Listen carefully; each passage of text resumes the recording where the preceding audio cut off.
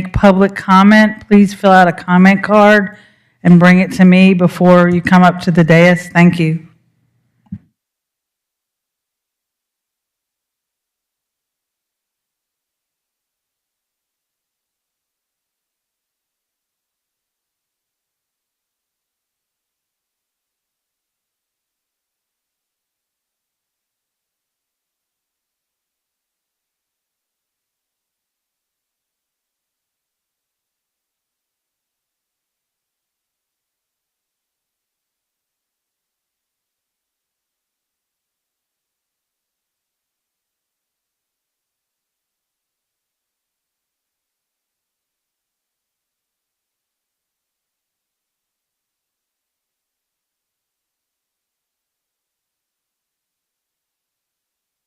Y'all remember to turn your microphones on when you speak, please.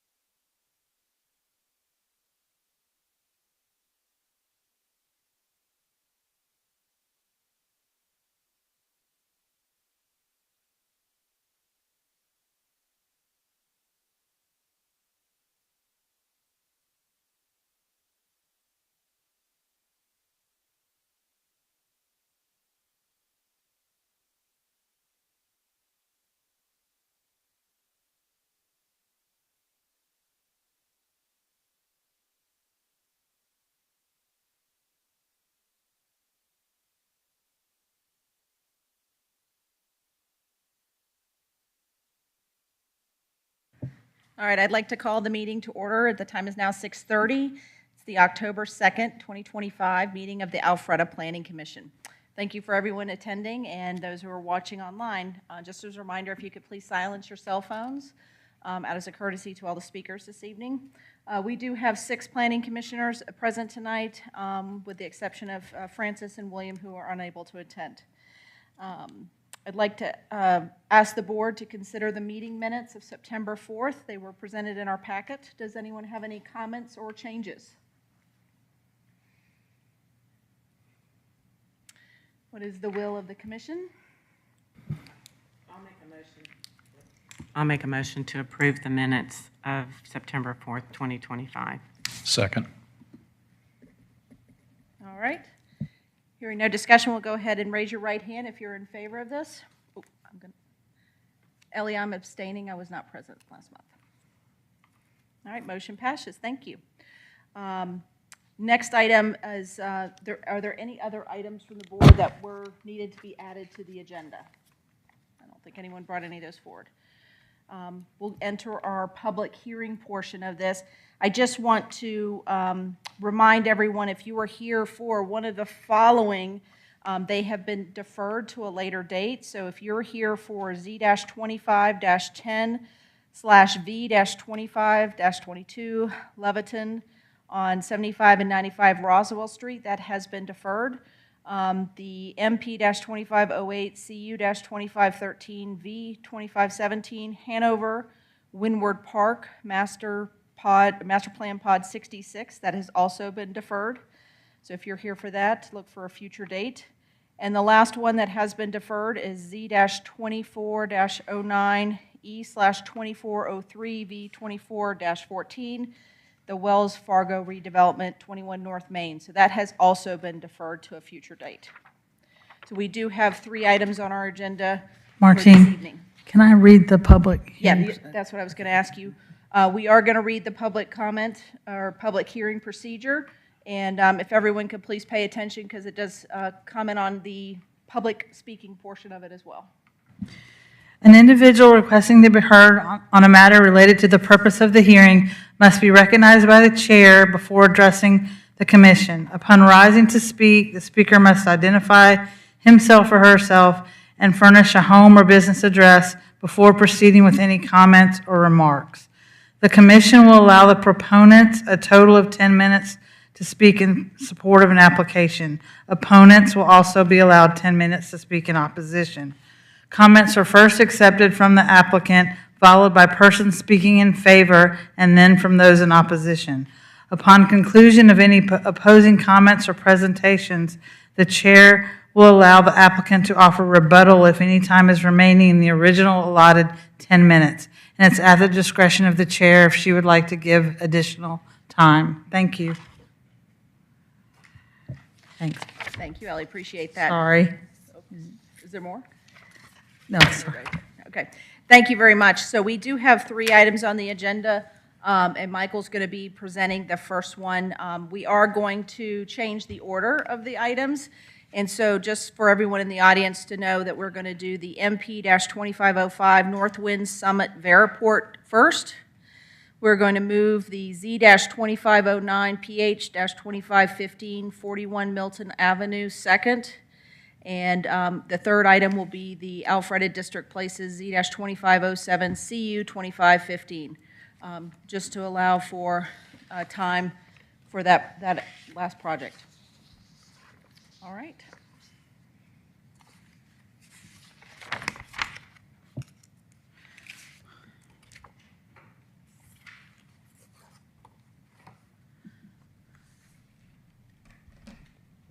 Thank you, Chairwoman and Commissioners. The first item before you this evening is a request for a master plan amendment and conditional use to allow vertiport on a parking deck which will serve nearby commercial and office uses.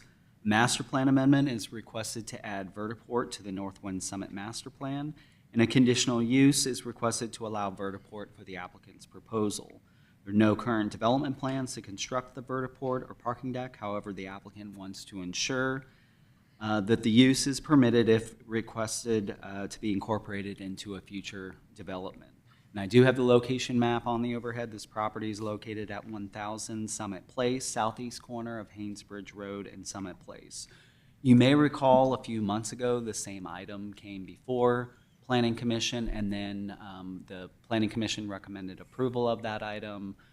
That item then went to City Council for consideration. City Council had some concerns. At the time, we did not have a definition and use for vertiport, and we made the interpretation that heliport was the most similar use in the code, and that's how we were processing the request. Council preferred that we create a definition and use category for vertiport, so we did that. We brought that code change back through Planning Commission and Council. That has been approved now. And now we're bringing this request back through the process, but nothing has changed in the applicant's request. This property is zoned MU, mixed use. It's the Northwind Summit master plan. It's also part of the greater Northwind's plan. The comprehensive land use plan designation of the property is also mixed use. The master plan is improved with for rent building, an office building, as well as for sale condominiums that are currently under construction. There's also a future hotel and future office space within the Northwind Summit master plan.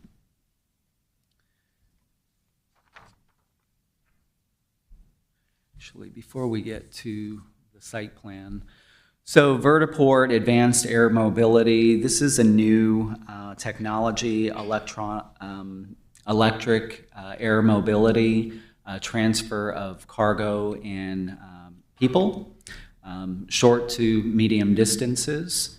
And this just gives you a flavor for the type of technology that we're talking about with the Vertiport. This is not for a helicopter, just to clarify.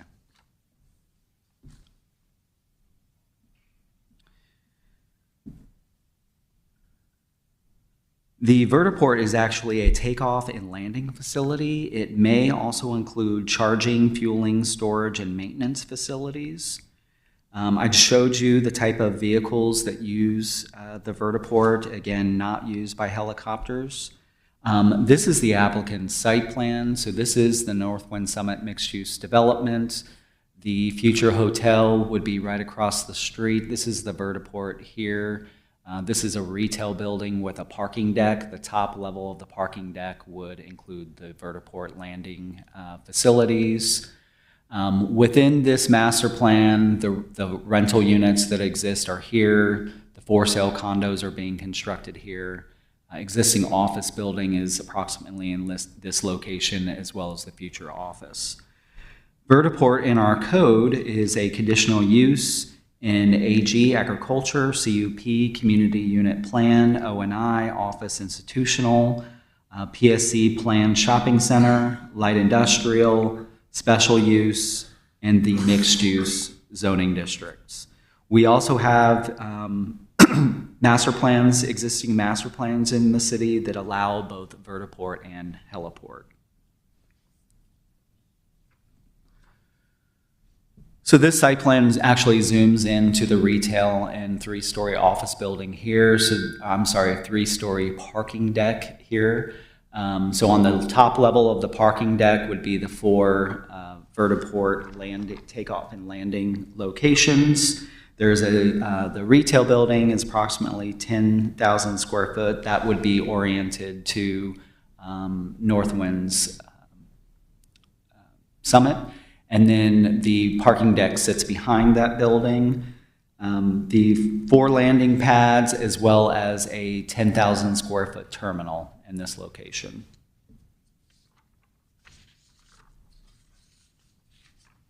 And we looked at the review criteria for the master plan amendment and conditional use. The proposed Vertiport, we believe, is compatible with the surrounding properties, which are primarily developed and approved as office buildings. Vertiports, just like heliports, are located at airports on building rooftops, parking decks, as well as at grade. And again, Vertiports serve electric vertical takeoff and landing aircrafts, or eVTOLs. And that technology is much quieter than a helicopter, which is why we are recommending approval of this request at this location. The applicant did provide a citizen participation report. They indicated they received no public comments, and there were no public comments at the community zoning information meeting. And staff is recommending approval of the applicant's request subject to 4 conditions. Condition 1, Vertiport shall be added as a conditional use in the Northwind Summit Master Plan. 2, Vertiport shall be added as a conditional use at 1000 Summit Place, and limited to the submitted plans depicting a Vertiport on the top level of a parking deck. 3, developer shall submit a fire risk assessment in accordance with NFPA 418, section 4.1.2, which shall be approved by the local authority having jurisdiction. Condition 4, developer shall provide evidence of compliance with FAA standards for planning, design, and construction of the proposed facility. And that completes my presentation. I know the applicant is in the audience this evening, and is available for any questions that the board may have. However, I don't believe that there's any changes or new information to be presented by the applicant. Thank you, Michael. We appreciate that. Very thorough. And, since this was first presented, and I think a lot of work's been done by staff, so I appreciate that. And we did do the change last month to the definitions, or 2 months ago to the definitions, so that we could have that in accordance to this to come back. So thank you very much. I'll ask the commissioners, does anybody have a question for Michael before we hear from the applicant? All right, hearing none. Thank you, Michael. If the applicant would like to come forward. State your name for the audience and then an address. Good evening, thank you. I'm Kerry Armstrong. I'm with Pope and Land Enterprises here in Atlanta. Our address is 3330 Cumberland Boulevard here in Atlanta. This is our application. As we discussed in previous meeting, advanced air mobility is an important concept. It is an industry that's inventing itself as we speak, but we have done our best to combine everything that we know about how these things will operate and where and when and all of that stuff, and propose this drawing, which Michael has shown you, to test the idea. And so far, working with the FAA, the state, everybody we can find, we've put our best understanding of what a good vertiport would involve and tested it on that site. This step is important to us because, of course, if it's not acceptable to the city, then we're done.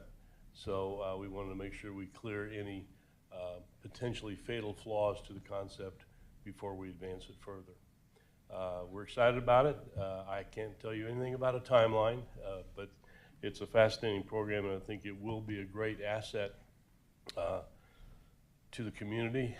These things will begin to appear everywhere, and the amount of time that it saves and energy and everything else, I think it's going to be a great new tool in our transportation toolbox here in Metro Atlanta. So with that, I'll take any questions you might have. Thank you very much, and thank you for considering Alpharetta. We appreciate it. Sure. I'll open it up to the commissioners to ask any questions you might have. All right, thank you. Oh, go.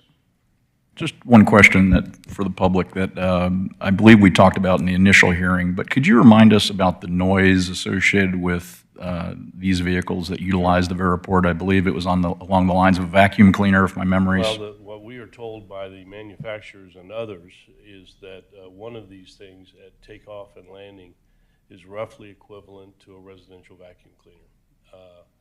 The reality is that the noise of one of these things will be less than the traffic noise on 400, which is immediately adjacent.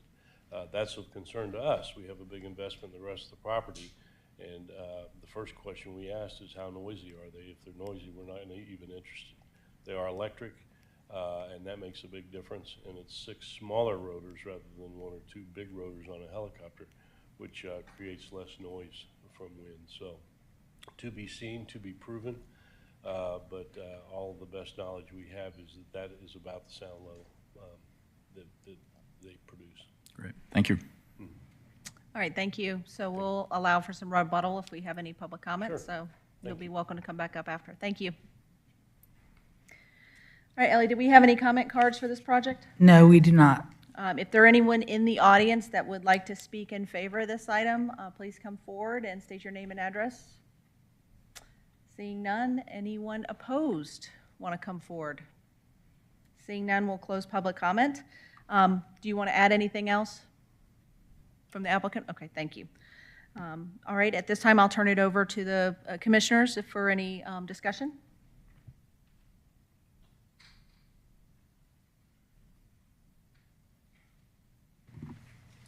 Madam Chair, I'd like to make a motion to approve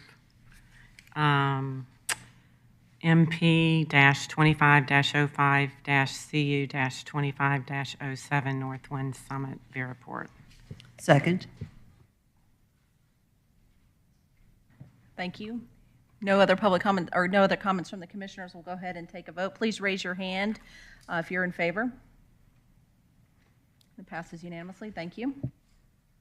All right, so this is scheduled to be heard at City Council on October 27th. Again, we are just the recommending body, not the decision. So please work with staff on planning for that meeting. Thank you. Good luck. All right.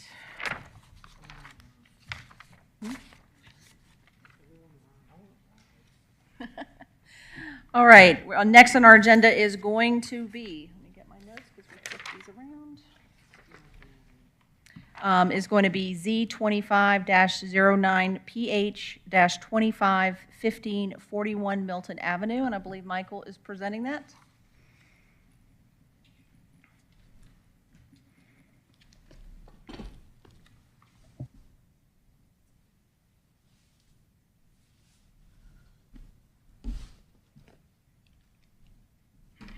Thank you, Chairwoman and Commissioners. The next item before you is request for rezoning and parking in lieu fees to allow for the conversion of a basement storage area into usable space for retail, restaurant, office, or residential dwelling unit. This property is located in the downtown. Rezoning is requested from C2 General Commercial to DTC Downtown Core. In a request for parking in lieu fees for up to 3 parking spaces. I have a location map on the overhead here. This property is located right here. This is 41 Milton Avenue, northeast corner of Canton Street and Milton Avenue. This property is a 2-story mixed-use building. Property underwent a significant renovation in 2020. It's formerly the Alpha Theater building. That building contained a residential unit in the basement before it was renovated. That residential unit was allowed to be moved up to the 2nd floor of the building, and now the 2nd floor of that building contains a residence. The 1st floor of the building is being used for Aria Salon, which is a barber beauty shop, and the basement area is just limited to storage or an employee lounge for the hair salon. The basement area, I'll get you that. So this is just a survey of the property, and I show this just because this property is landlocked. There's on-street parking along Milton Avenue, so the property does not have a driveway or access its own parking, which is similar to a lot of the other buildings along Milton Avenue that don't have their own dedicated parking. This is the first, basement level of the building. You can see the crawl spaces, the hair salon, Milton Avenue would be here. The city's future park is to the top of the page here. And at the back of the building, there is a basement space, which has access along the north side of the building. That space is 997 square feet. And before I go into more details on the floor plan, I just wanted to indicate that the comprehensive land use plan designation of the property is central business district, so it does support the applicant's request for rezoning to DTC. So it relates to the floor plan, use of this basement space. And so this portion, so this is the access into the space through the outdoor area of the building. This area would remain storage here. So this would be access to the space, which is this space here. So this exhibit indicates 1,141 square feet, but it's actually this smaller area, just under 1,000 square feet. The 4 uses that the applicant has requested, we looked at parking for those uses because the applicant cannot provide parking on the site. There are no area to provide parking on the site. So we calculated the parking that would be required.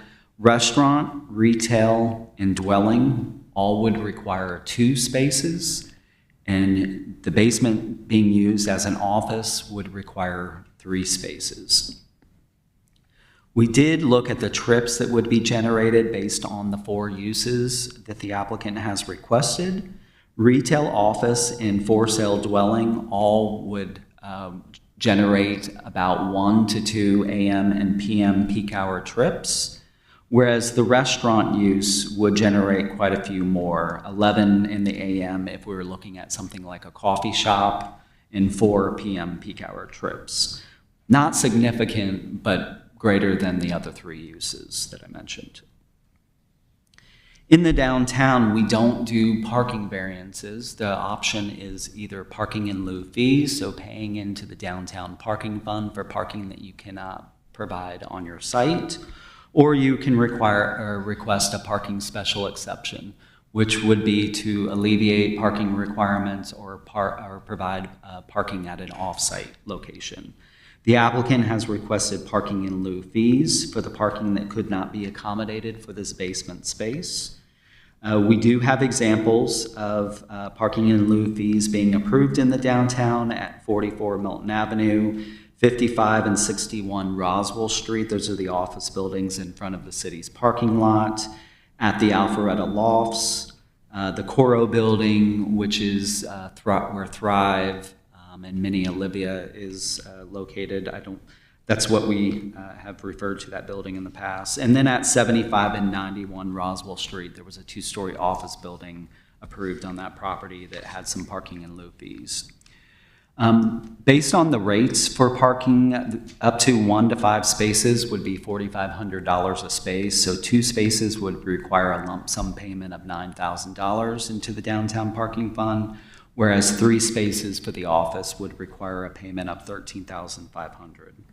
There are review criteria for parking in lieu fees, and I'll just go through those quickly.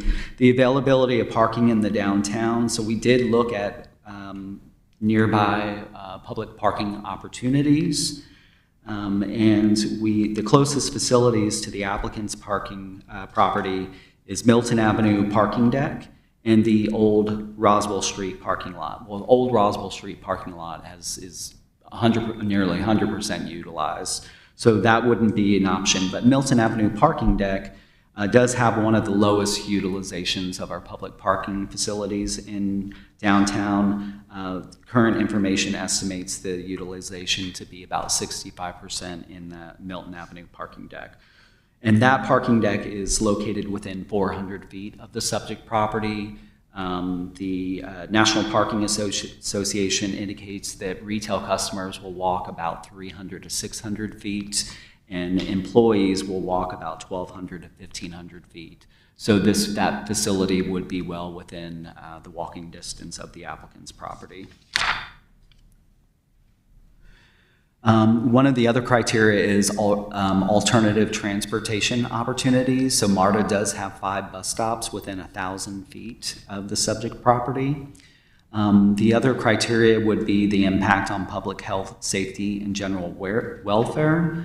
The only thing that we would note there is we don't believe that it would negatively impact public health, safety, and welfare. The request is very minimal. It's a very small area.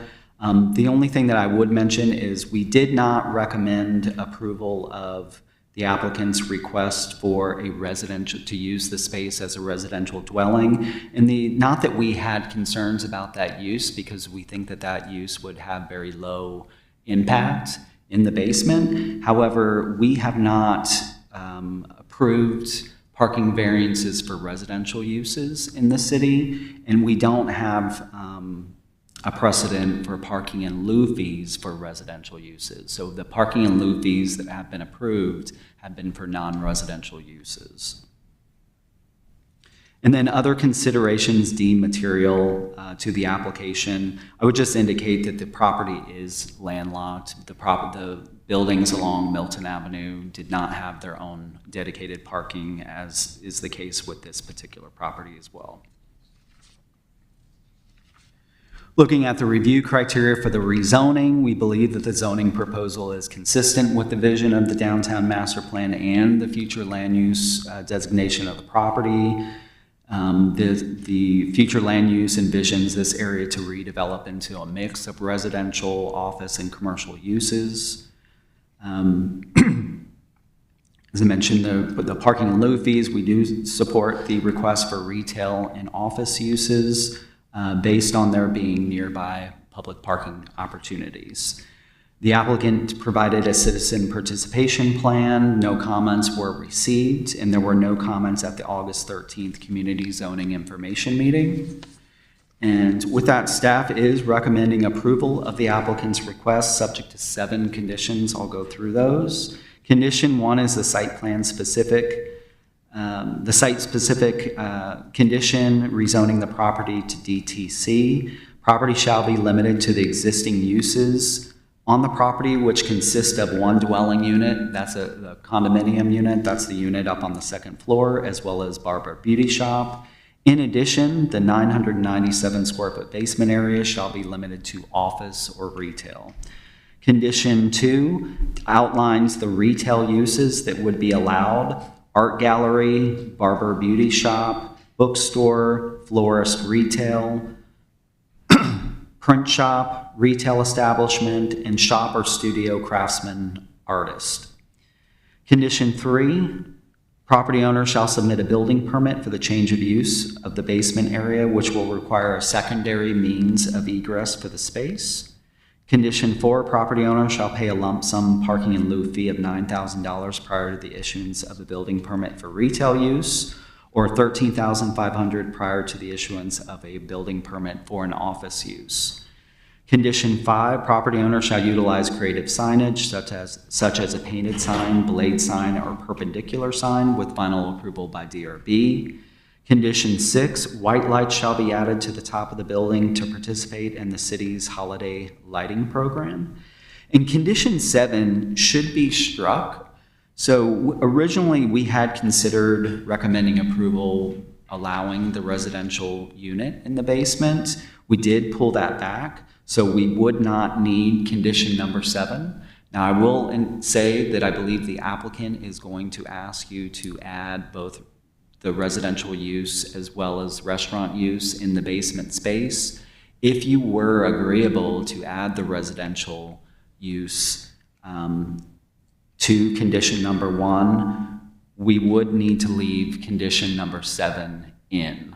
If you don't add the residential use in the basement space, we would strike condition number 7. Does that make sense? Okay. And that concludes the report. If you have any questions, I'm happy to answer those.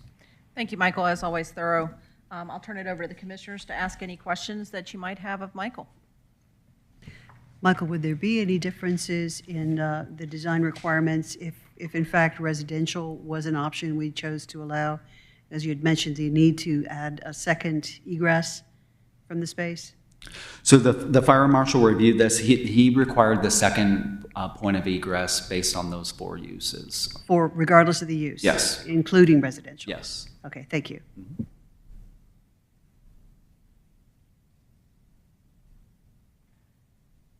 All right, hearing no other questions from my commissioners, thank you, Michael. We will go on to the applicant. If you'd like to come forward and make your presentation, please state your name and address for the record. Thank you. Thank you. Good evening, members of the Planning Commission. My name is Matthew Codiari. I have worked and lived in, I'm sorry? Your address. Oh, my address. 41 Milton Avenue. I live and work in downtown Alpharetta at 41 Milton Avenue. The dwelling that he was mentioning is my forever home. I have worked and lived in Alpharetta for over 30 plus years. I opened up my salon 25 years ago, and next month we're celebrating our 25th anniversary. I have been a witness, and I like to think a participant in growth of downtown Alpharetta. So Alpharetta means a lot to me. Before I go on, I want to thank Ellie and Michael for their guidance through this process. I'm not used to this stuff, so I really needed a lot of hand-holding for this. I respectfully request your consideration for a couple of items. I think Michael alluded to one. I would like to request a consideration for allowing the basement of my property, 41 Milton Avenue, to be used as a potential rental, residential rental. Given the property's central location, it would be a ideal accommodation option, particularly during the festival season, for tourism and demand for lodging that would significantly increases. This added lodging capacity would help support the tourism and bringing more visitors to the area, increase foot traffic to the businesses in downtown. Secondly, I would like your consideration in allowing a small-scale retail for refreshment units, like a kiosk or a concession stand. Not a restaurant that would have seating to it, but merely people purchasing, whether it's tea or refreshment of some sort, to be allowed in our basement.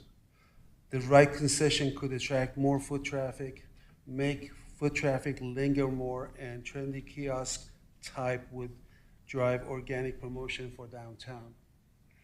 A quick, affordable refreshment could broaden the audience that we have for downtown. Thank you for your time and your consideration. Thank you very much. I'll turn it over to the commissioners up here to see if you have any questions for the applicant while he's up here, and then we'll turn it over for public comment. I have a quick question, like allowing the basement for potential rental, are you like thinking Airbnb type of thing? To be honest with you, that is a potential, which has another set of rules and regulations that we have to abide by. We'll cross that bridge when we get to it. Whether it is a short-term or long-term, I don't have anybody waiting for it. We just want to get through this and make sure that we have the right permissions and then market it as it will. Ideally, I don't want a residence there. It's my home. I don't want people in and out of there. But we don't want to limit ourselves to the potential. And second, allowing a small like kiosk or concession stand for a quick, affordable, like you're not considering alcohol, you're just considering lemonade and water, correct? Okay. Again, I live and work there. I get that, and we appreciate you being a long-term Alpharetta business owner. I appreciate it. Thank you. I have a staff of 25 people. They constantly leaving the building to go buy soda or drinks or sandwiches or whatever. So that kind of was an aha moment for me, that if we can find the right person, a local business, small business, that could bring some diversity to the downtown,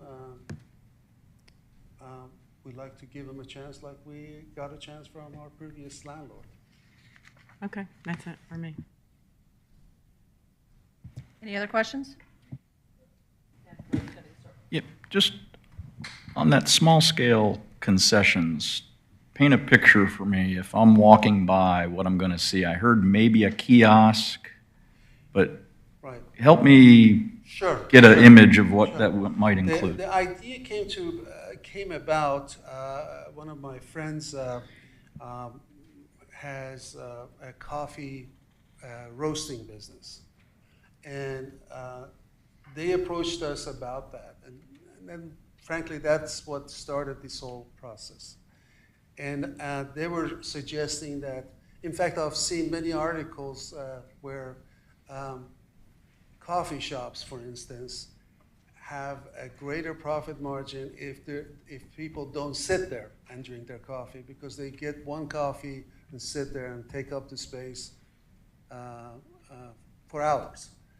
Their idea was to just dispense coffee, so people would come in, get a cup of coffee, and walk away.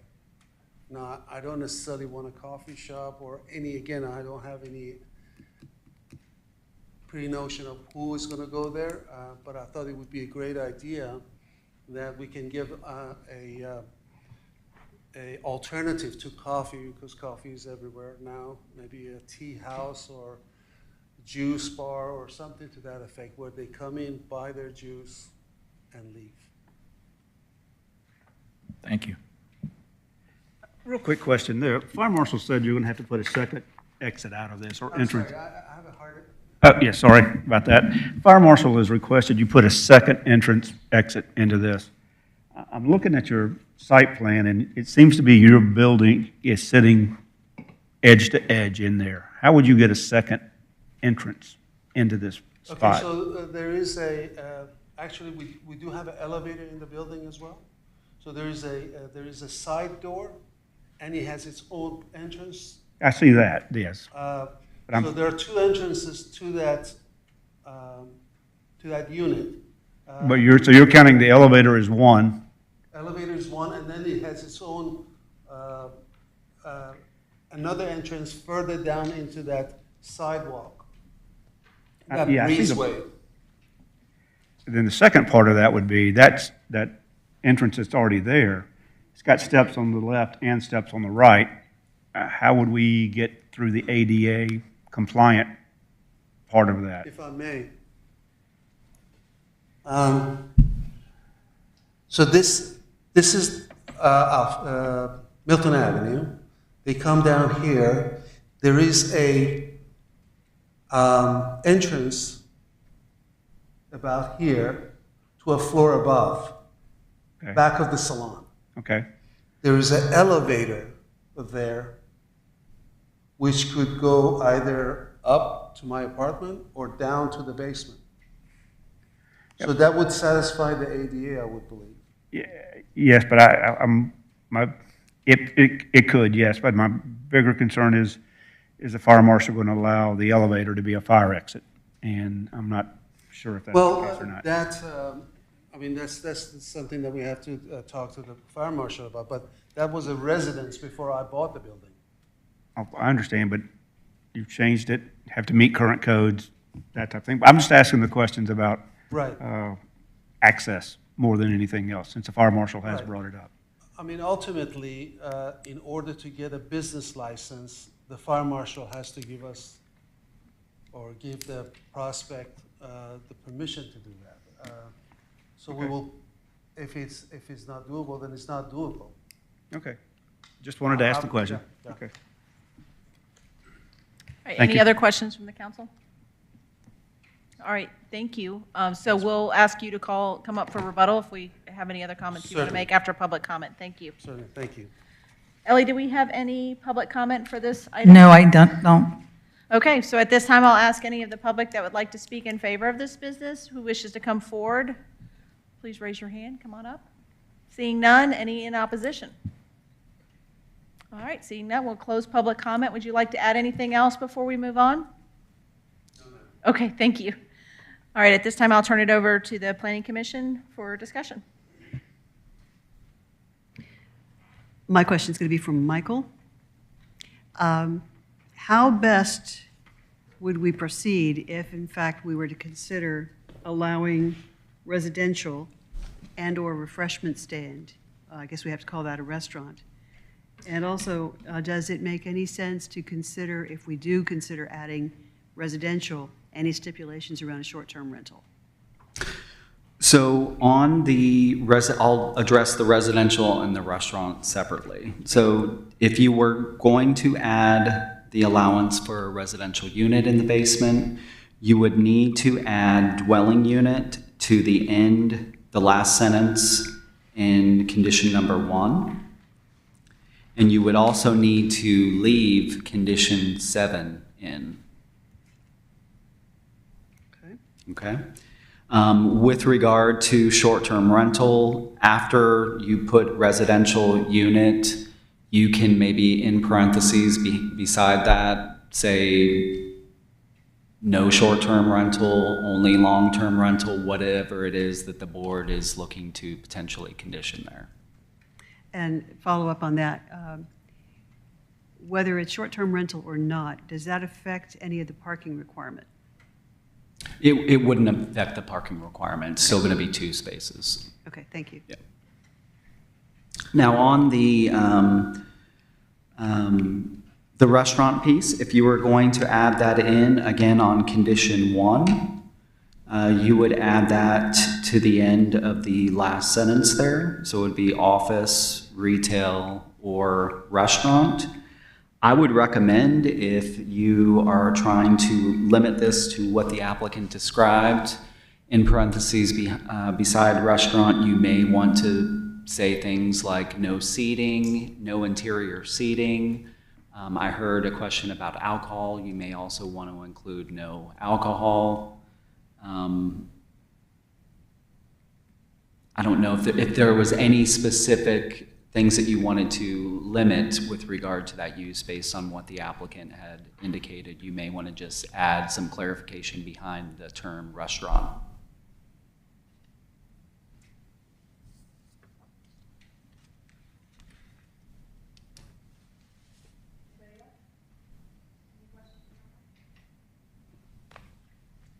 Turn it over to the commission for more discussion, or does anyone have a motion?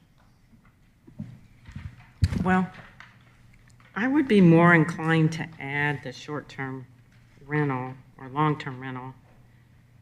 The small kiosk and concession stand, I'm not 100% sure about, but that's just my overall feeling. Yeah, I agree, Commissioner Reynolds. I have no problem with the rental unit. In fact, I'm indifferent, to be honest, whether it's short-term or long-term, unless somebody makes a good argument against short-term. On the small-scale concession, you know,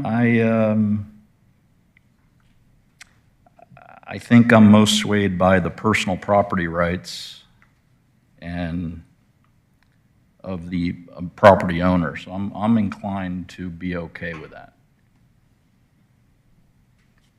But once again, I want to hear what the other commissioners think as well, because my opinion is flexible on that. As far as allowing residential to be included in the uses for this space, I am sure that's fine. It's a point well taken that that's a prime spot and a great place to explore downtown Alpharetta from. Short-term versus longer-term, I would just say that we just went through a lot of work to create a good, solid process for managing short-term rentals, so I would trust that process to do what it needs to do. So I'm great with allowing residential.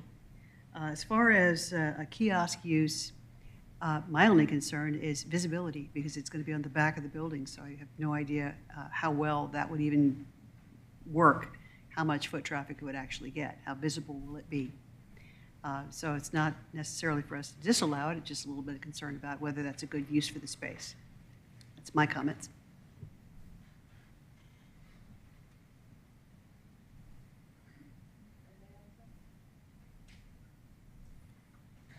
I'll just make a statement here. I do think it was a creative use of the space, and there are a lot of allowable, per the conditions, there are a lot of allowable uses that in the staff recommendations. You know, my only thought is I feel it was a little last-minute add to add this kiosk concept, and it may be an opportunity between now and City Council to really kind of organize those thoughts and be able to present that cleanly for the next meeting. Because I think there's still a lot of unknowns of what that looks like, and I can't define a kiosk at all in my head. So, you know, it's a little too gray for me to make a recommendation for that tonight. So hopefully you'll take some time to think about that, work with staff, and, you know, depending on how the vote goes. All right, do I have a motion? Yes, Ms. Chairwoman, I'd like to make a motion that we approve Z-25-09/PH-25/15, 41 Milton Avenue, subject to the conditions as read by Mr. Woodman. And Mr. Woodman, I'm going to go slow here, so make sure I get this right, okay? In condition number 1, I'd like to edit that to say, limit at the end of the sentence, the last sentence, to say limited to office, comma, retail, comma, dwelling unit, I'm sorry, and dwelling unit, period. So I'm leaving out the restaurant per the chairwoman's suggestion. I agree with that. And then in addition to that, I would like to leave condition 7 regarding no more than one of the residential units shall be permitted to be rented, et cetera, since we added dwelling unit to condition 1.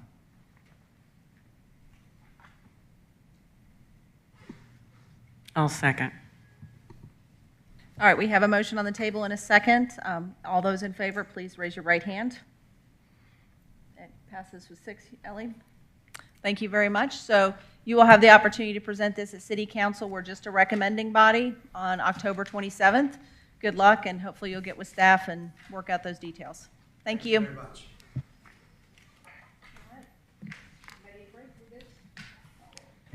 All right, we're into our last applicant for this evening, Z-25-07/CU-25-15V-25-20, Alpharetta District Places.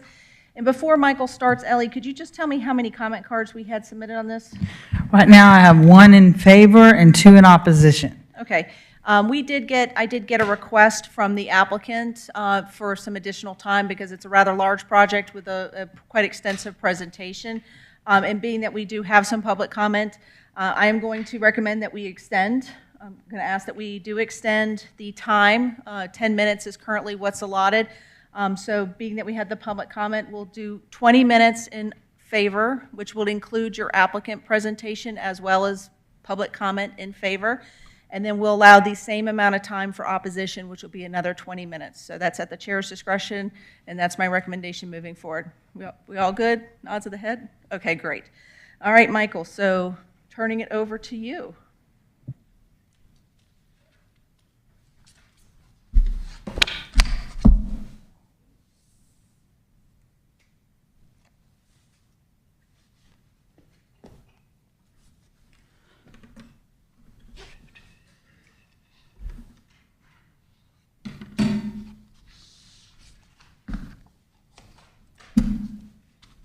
Thank you, Chairwoman and Commissioners. The next request before you is request for rezoning, conditional use, and variances to allow for the construction of 2 5-story mixed-use buildings. They include 195 for-rent units, over 20,000 square feet of retail space, and 10,000 square feet of restaurant space. This property is 3.02 acres, and it is located in the downtown. The request represents Phase 2 of the Alpharetta District Places development. Phase 1 includes the property along Roswell Street from Old Milton Parkway to Marietta Street. So this is Phase 2. This is what is before you this evening. There's a Phase 1 to this development. That is this property here along Roswell Street from Marietta to Old Milton Parkway. It does not include this property here at the corner, which is a city-owned property, and there are plans to develop a future public park on that property. Or plans are being looked at to be developed they've not been approved yet. With the request for Phase 2 of this development, the applicant is asking for a rezoning from C2 General Commercial to DTC Downtown Core, and a conditional use to allow dwelling for rent use. There are variances to increase the maximum building footprint, increase maximum building height, reduce a landscape strip, allow easements in a landscape strip, modify Marietta Street streetscape, and allow tree removal along the front setback on Marietta Street. And this is the location map. This property is located at 131 South Main Street. It's the northwest corner of South Main Street and Old Milton Parkway. Property is currently developed with 20,000 square feet retail strip center. There's also a 4,200 square foot dry cleaners, and there's a 2,400 square foot contractor's office. Entire property is and surrounding properties are zoned C2, General Commercial. The comprehensive land use plan designation of the property is Central Business District, which does support the applicant's proposal. With regard to the variances, I mentioned to the Unified Development Code downtown streetscape and site regulations, as well as tree conservation and landscape requirements. The applicant is citing the unusual shape of the property, multiple road frontages, and the substandard right-of-way along Marietta Street as hardships supporting the requested variances. Just quickly go through the requested variances. The first one was the minimum building footprint. So DTC has the maximum building footprint. Downtown core has a maximum building footprint of 20,000 square feet. The applicant's northern building has a footprint of 46,900 and then 45,000 for the south building. The original request came into us as one large building. Staff recommended that the applicant split the building into two separate buildings, and the applicant did do that.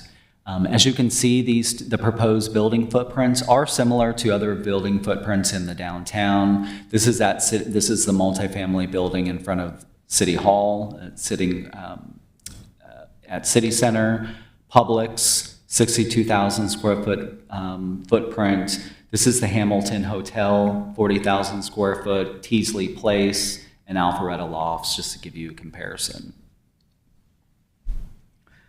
The applicant is asking for some modifications to the streetscape regulations along Marietta Street, specifically reducing the required sidewalk from 10 to 8 feet.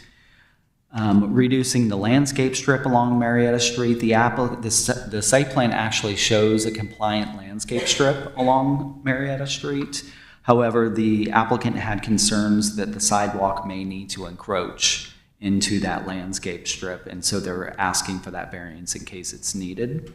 There are a few locations where easements overlap the landscape strip along Highway 9.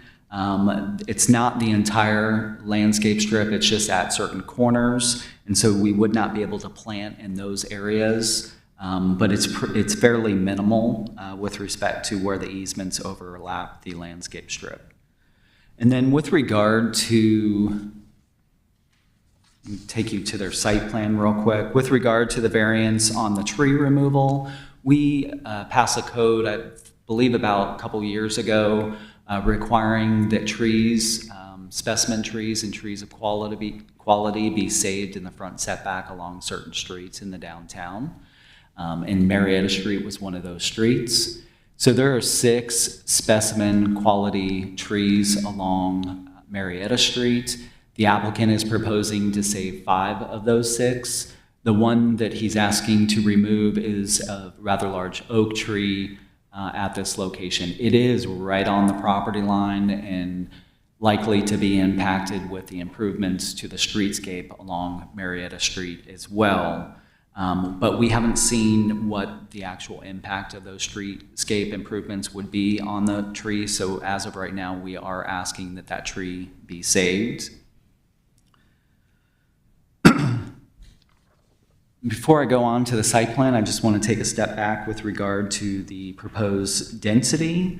The applicant is proposing, the proposed density for the applicant's project is 64.5 dwelling units per acre. However, that is based on just phase 2, the property that the applicant is asking to rezone. This is a larger development and includes phase 1. If you included the phase 1, and spread the density over both phase 1 and phase 2, it does reduce the density down to 32 dwelling units per acre.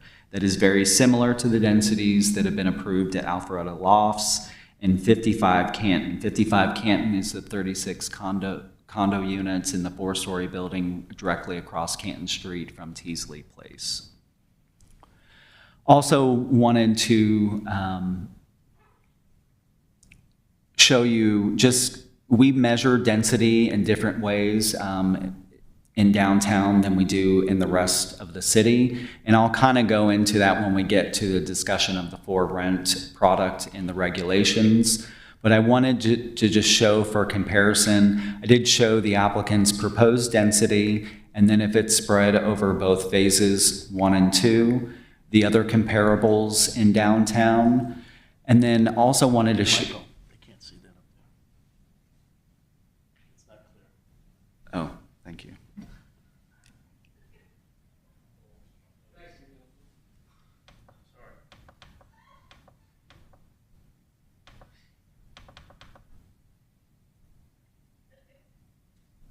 There we go.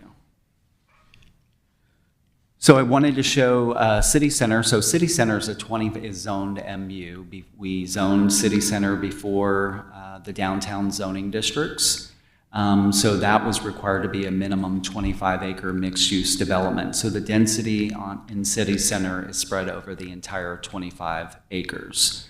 If you were just looking at the for-rent product in City Center and the land that it sits on, that's approximately 2.4 acres, and the density would be 70 units per acre. So I just want to give you some comparison there.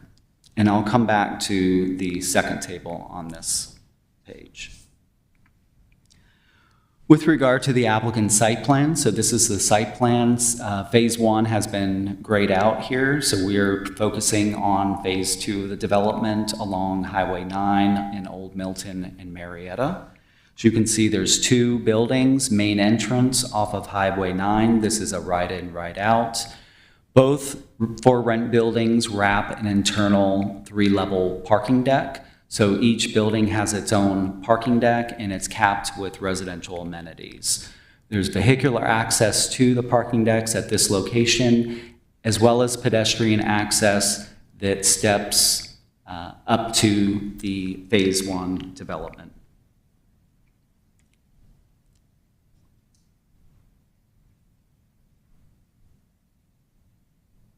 Building setbacks are 20 foot on Old Milton Parkway and Highway 9 and 10 feet on Marietta Street. There is a garbage and loading access point here from Marietta Street. There is also points of access to these parking decks through Phase 1 of the development. There's a large surface parking lot back here. I believe the applicant has some exhibits to show you, which will include their proposed development on Phase 1 to give you some sense of that.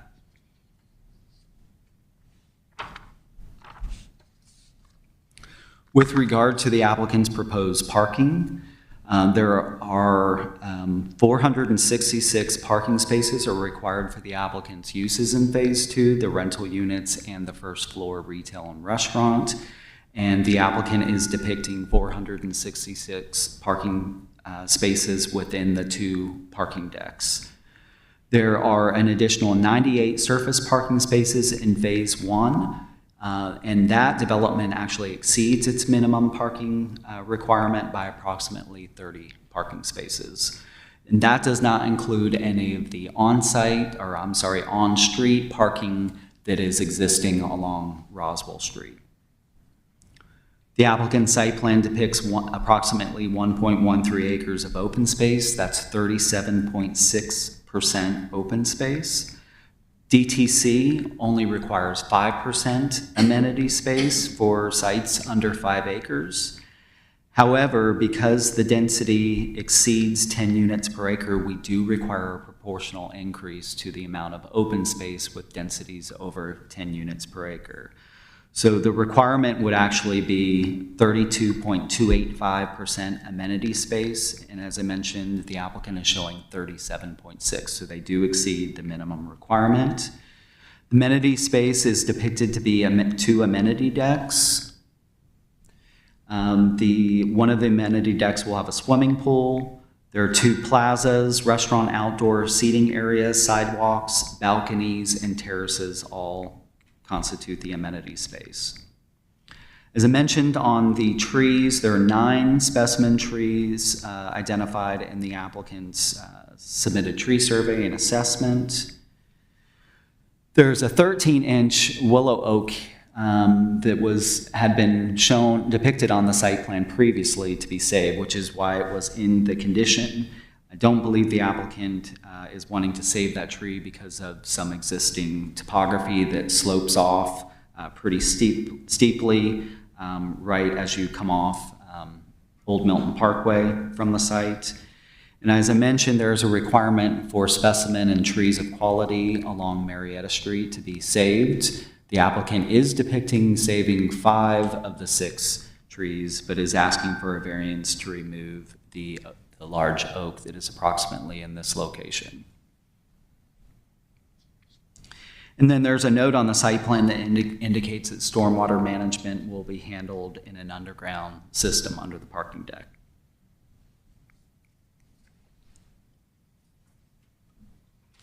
I'm not going to show you all the applicant's renderings. They have their own presentation, and I don't want to take away from that. But this is a view along Highway 9 of the proposed development. There is a aerial connection between the two buildings, and that's what you see here.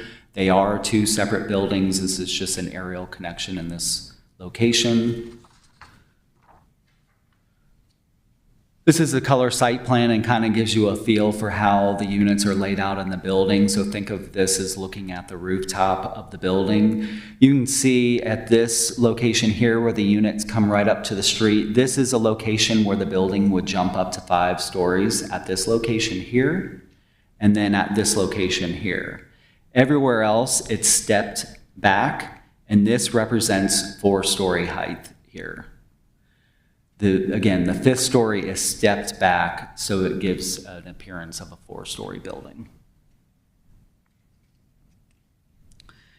The applicant depicted a variety of styles. The idea here was to model after a downtown city block that was developed over time, so you don't have the same architecture with every single building. And so they did that on purpose to blend different architectural styles. Folk Victorian, Greek Revival, Federal, Neoclassical, and Romanesque are the styles. Those are all approved in the downtown. Exterior materials include brick, cast stone, stucco, cementitious panels.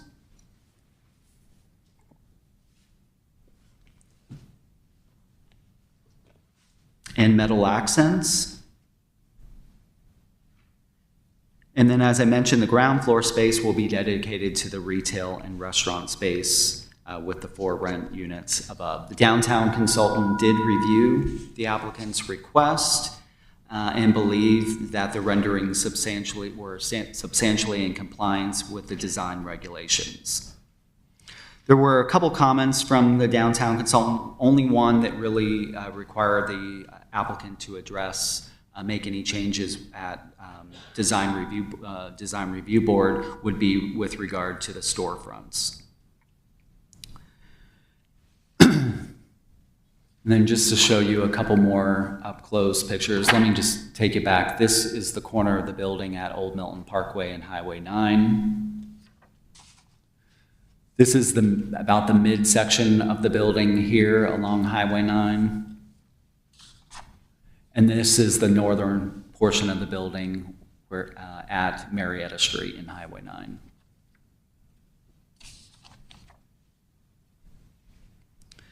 Of course, with this type of development, we want to look at the traffic. The applicant did provide a traffic study and then a revised traffic study. That did include the trip generation from the applicant's report. And the traffic study does address phase 1 and phase 2 uses. However, what's before you is phase 2, the request on phase 2. The traffic study indicates that phase 2 would generate approximately 127 a.m. peak hour trips and 280 p.m. peak hour trips. That would represent a net increase based on the existing uses on the property of approximately 72 a.m. peak hour trips and 122 p.m. peak hour trips. Obviously, there are uses that are already generating traffic to the site, so that would be the net increase. The applicant's traffic study analyzed 6 intersections in the downtown. The study indicates that all intersections currently operate at an overall satisfactory level of service D or better during the peak hours, except for Old Milton Parkway and Highway 9, which currently operates at a level of service E during peak hours. The report indicates that all the intersections will operate at an overall satisfactory level of service D or better during peak hours in both the no build, so if they didn't build this project, or if they did build the project in the future condition and their build out year being 2030. except for Highway 9 and Old Milton Parkway and Highway 9 at Academy Street. Old Milton Parkway and Highway 9 would operate at level service E during peak hours, and Highway 9 and Academy Street would operate at level service D in the AM peak and level service E in the PM peak. The traffic study concludes that Old Milton Parkway and Highway 9 will continue to operate at level service E with slightly reduced delays due to an improved lane geometry in conjunction with a planned GDOT intersection improvement at Old Milton Parkway and Highway 9. That intersection improvement is anticipated to be completed in the summer of 2026, so summer of next year. Those improvements will include a dual left turn lanes along Old Milton Parkway in the eastbound direction, dual right turn lanes, and an extended left turn lane along Highway 9 in the northbound direction, as well as updated traffic signal configurations on all intersection approaches. Of course, we did send this request to Fulton County Schools. That their report came back indicating that 0 school-age children would be generated with this development.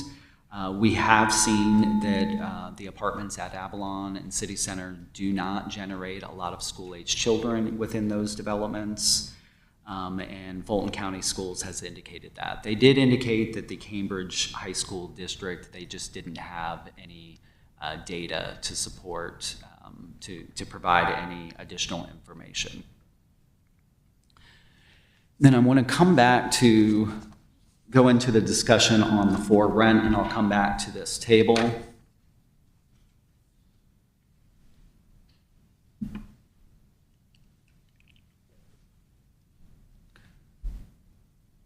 We're going to look at this bottom table here. So of course, anytime we're considering for rent residential, the city does have a Housing Policy 2 in our comprehensive plan. That policy says maintain a balance between owner-occupied and renter-occupied in Alpharetta, such that at least 68% of the housing stock is owner-occupied. Of course, we always consider there's several factors that we're considering when we look at this use, such as a mix of uses, design, long-term viability, impact to city facilities and services, as well as traffic and school impacts. And of course, high-density housing, we believe, should be tied to office space where jobs exist or are created, and services and uses are available to limit vehicular trips. And so at this point, I really wanted to talk about the difference between for rent in the downtown and then everywhere else in the city, because we do treat for rent a little bit differently in downtown and then outside of downtown. So I pulled this table together here, and I just wanted to point out a few things. In the downtown maximum development size, we don't have a maximum development size. Outside the downtown, it's a minimum 25 acres. So it's a lot easier to keep that density down outside the downtown.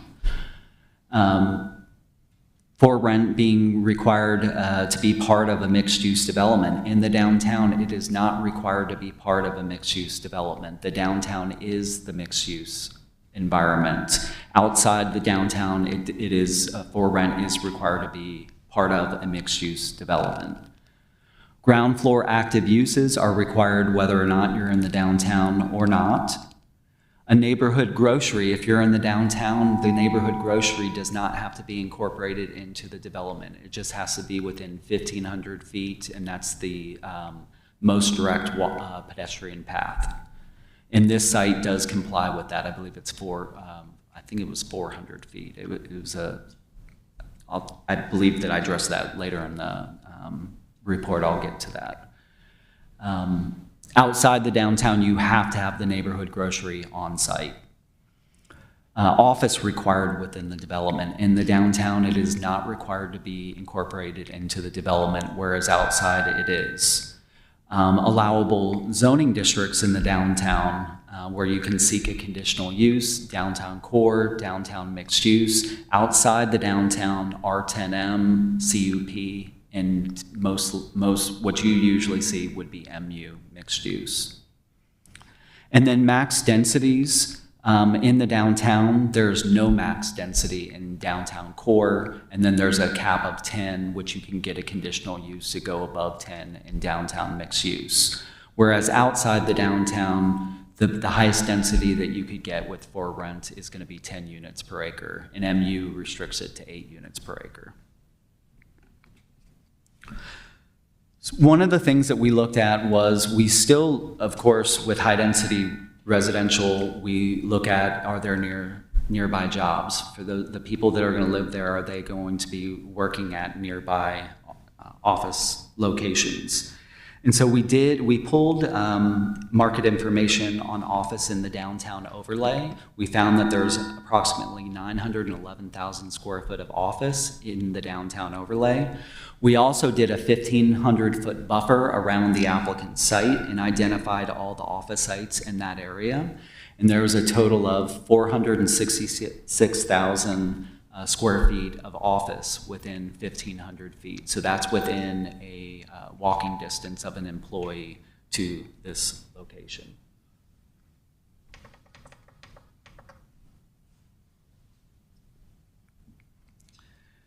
As I mentioned, the city has a rental housing policy. We also have a rental housing study that supports that policy. That study was last updated in 2022. And that study recommends limiting an annual target approval of rental units of no more of approximately 116 per year in order to achieve Housing Policy 2.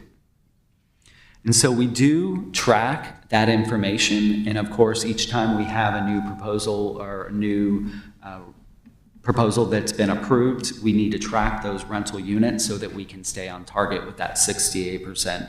And that's what you see here.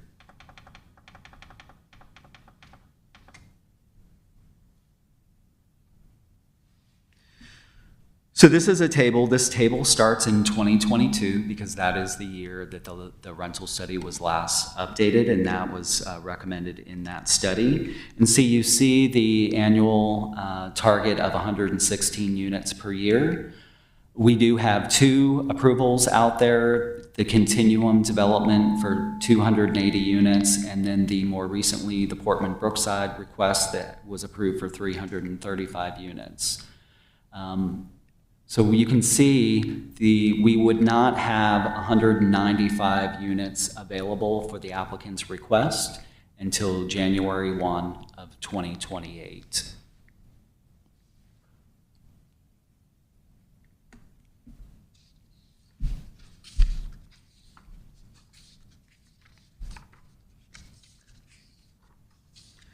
So considering the review criteria for the rezoning, the conditional use, and the variance, we believe that the applicant's request is consistent with the future land use designation of the property and the desirable development pattern described in the comprehensive plan and downtown master plan update. The current zoning is inconsistent with the walkable vision for downtown. It's C2 general commercial zoning, and that use allows auto-oriented uses such as drive-throughs, restaurants with drive-throughs. Requests would not negatively impact adjacent and nearby properties. The intersection of Old Milton Parkway and Highway 9 currently operates at a level of service E during peak hours, even with the applicant's proposal, and will continue to operate at level service E with slightly reduced delays with the GDOT's planned intersection improvements. We also thought that the proposal would result in additional residents to support the downtown businesses. The applicant's request to allow for rent is consistent with the conditional use review criteria in the city's housing tenure policy, Housing Policy 2. As we mentioned, high-density housing should be tied to office space where jobs exist or are created, and existing office space in downtown would support the applicant's proposal. As it relates to the variance criteria, the proposed building footprints are consistent with building footprints in the downtown core at Teasley Place, City Center, and Publix. Building primarily appears as 4 stories, with the 5th story limited to the end and middle sections of the building. Site is Also located in the downtown overlay within walking distance to Publix, multiple restaurants, and other goods and services. The applicant did provide a citizen participation report indicating that they held meetings with Victoria Square and Windsor. According to the applicant, the project was well received. Comments were provided regarding traffic, requests to emphasize the Old Milton Parkway entrance. There were comments about Marietta Street being too narrow. And then the applicant has provided several letters of support. We have sent those to you as the applicant has provided those to us. I believe we're around 20 or so letters of support. Those are from nearby residents of downtown as well as downtown business owners. Staff did receive some public comments expressing some concerns with the development. There were concerns about additional traffic on Marietta Street between Roswell Street and Old Milton Parkway. There were concerns specifically from, I believe, Victoria Square and Windsor, concerns that more traffic would be heading westbound on Marietta Street and kind of taking that shortcut where it dead ends into Old Milton Parkway. The item was also shown to the public at the August 13th Community Zoning Information Meeting. And there were public comments with concerns over additional expensive apartments, and there were concerns over traffic.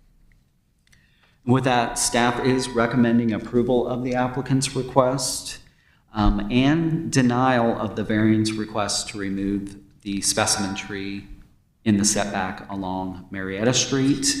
And that is subject to 30 conditions, and I will try to go through those quickly.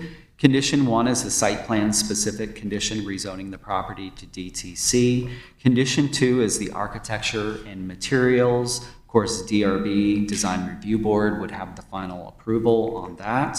Condition 3 are the development regulations. A are the commercial standards, no more than 30,000 square feet, located on the ground floor of the for rent building.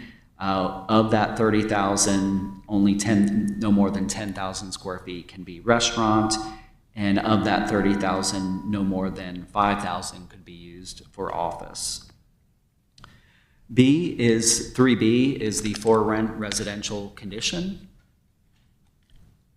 which states that 195 dwelling for rent units shall be permitted a CO after January 1, 2028. There are specific information with regard to building height.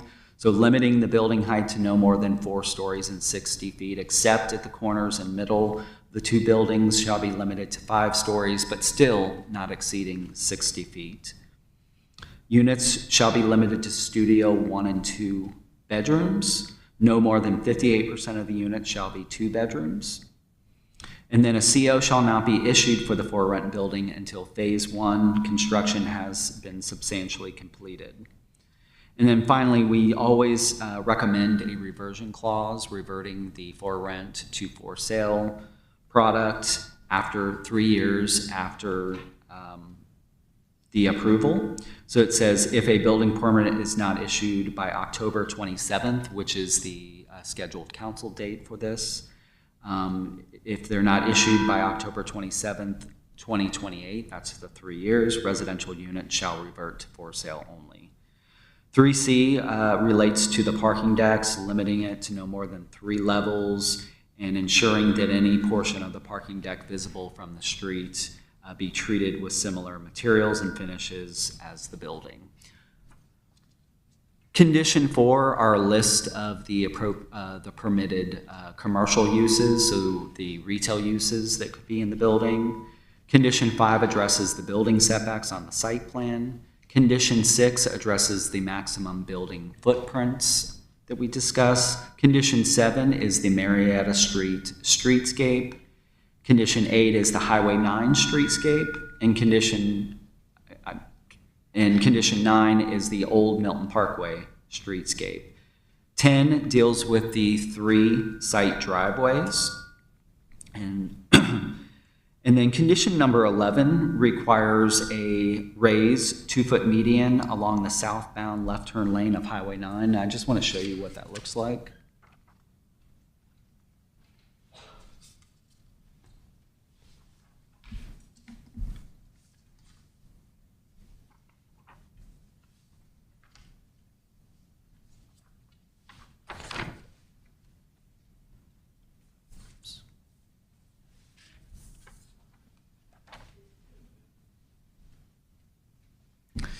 So on condition number 11, the raised 2-foot median along the southbound left turn lanes on Highway 9. So the purpose of that would be, so that's right along here.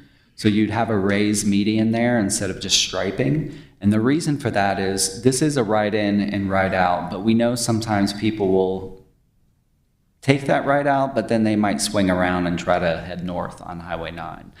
So George did recommend a condition with that raised median to prevent that type of turning movement. Condition 12 would require that the applicant construct the Marietta at Roswell Street Public Park project. So that would be in this location here. Again, a plan has not been developed for that public park yet, but that would be in exchange for impact fee credits. 13 would require the applicant to install the Alpha Loop special detail striping at Marietta and Roswell Street. So that's here. Public Works just completed, had a project completed extending the Alpha Loop along the east side of Roswell Street. So that would just address the pedestrian crosswalk in that location. 14 requires decorative pedestrian lighting throughout the development. 15 addresses overstory shade trees in all landscape strips. So those are landscape strips along the roadways. In overstory trees, we would allow both overstory and understory. We specifically want to make sure that we get the overstory trees in order to promote the walkable environment that we were trying to create in the downtown by shading those sidewalks. 16 would allow for minor encroachments of the sidewalk along Marietta Street into the 10-foot landscape strip if needed, and that would be final approval by staff. 17 requires foundation plantings around the building. 18 requires the developer to use the city's special emphasis crosswalk along any driveway access points. Condition 19 addresses the pedestrian connection through the development. So this is specifically addressing the pedestrian connection through the development and through phase 1 over to the future public park. 20 requires the applicant provide street furniture throughout the development. That could be bicycle racks, benches, trash receptacles. 21 captures the open space as documented on the site plan. Condition 22, northwest corner of Old Milton Parkway and Highway 9, that is at this location here, requiring significant signage, landscaping, focal point feature, and architectural features as a gateway into downtown Alpharetta. Condition number 23 is the tree save condition. Condition 24, fencing and walls visible from the public right-of-way, requires those to be decorative as approved by DRB. 25, no back-of-house function shall be visible from the public right-of-way. 26, HVAC and similar equipment shall be screened from the public right-of-way. Condition number 27 requires the applicant to submit design standards for approval by Design Review Board. Condition 28 requires a master sign plan for the development approved by DRB. Condition 29 requires the property to add white lights at the top of the building in conjunction with the city's holiday lighting program. And then 30, the final condition requires that the applicant provide a construction staging plan with the LDP with final approval by staff. And that concludes the report. If you have questions, I'll be happy to answer those. Thank you, Michael. That was a lot, and we really do appreciate all the attention to detail by staff I'll turn it over to the commissioners if you have any questions of Michael. There is still, just remember, commissioners, the applicant will be making a presentation, so a lot of things might be covered in addition there. So if they're more appropriate for the applicant to answer, we can hold those till after. Mr. Chairman, I can ask a question of Transportation Engineer Doyle at this time, correct? Okay, so I have a question for Transportation Engineer, Mr. Doyle. Have you reviewed the applicant's traffic study and reviewed their methodology and conclusions? I have. And do you see anything that causes you concern in the methodology or the conclusions? Based off of the conclusions that they had submitted and the information we as a city have provided, the conclusions appear sound. Okay. As All right. submitted, yes. Thank you. I'll ask an additional traffic question while we're on that topic. I have not seen a property with so many right-in, right-outs. Michael, maybe this is more for you, but, I mean, we're talking 2 of the entrances would be right-in and right-out only, so you kind of keep looping around the block. Is that, I mean, I know there's a few in our city, but not many. Is that what we're seeing in a lot of these new developments that we're going to?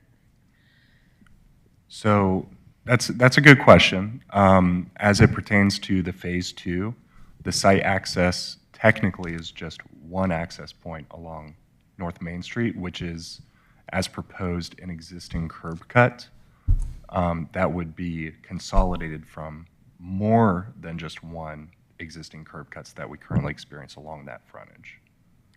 Okay, so And- that was going to be my second Yes, question. Currently, so- there's 2 curb cuts and 3 if you add the one on Yes. Old Milton Parkway. So it's reducing it to 1, and it's the same width? It is actually a little bit slightly greater in width. Okay, The location is the same. okay. And in relation to the greater block structure, there are other site access points, the right-in, right-out, that currently exists along Old Milton.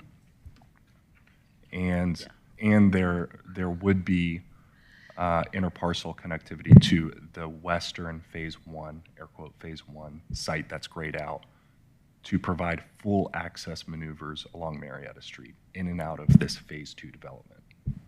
Okay. Does that answer your question? It does. Okay. Well, let's just talk about, stay on traffic, and then we can progress. Is that okay? Okay, so for the people that are in the audience and people watching online, when we talk about traffic, we often talk about level of service, or LOS, and you'll hear a lot about that probably tonight. There's different levels of LOS. LOS starts at A, being great, and F being E, correct? George, correct me if I'm wrong here on this. Yes, the national standard is, We have a lot of intersections currently that are in E and F, right?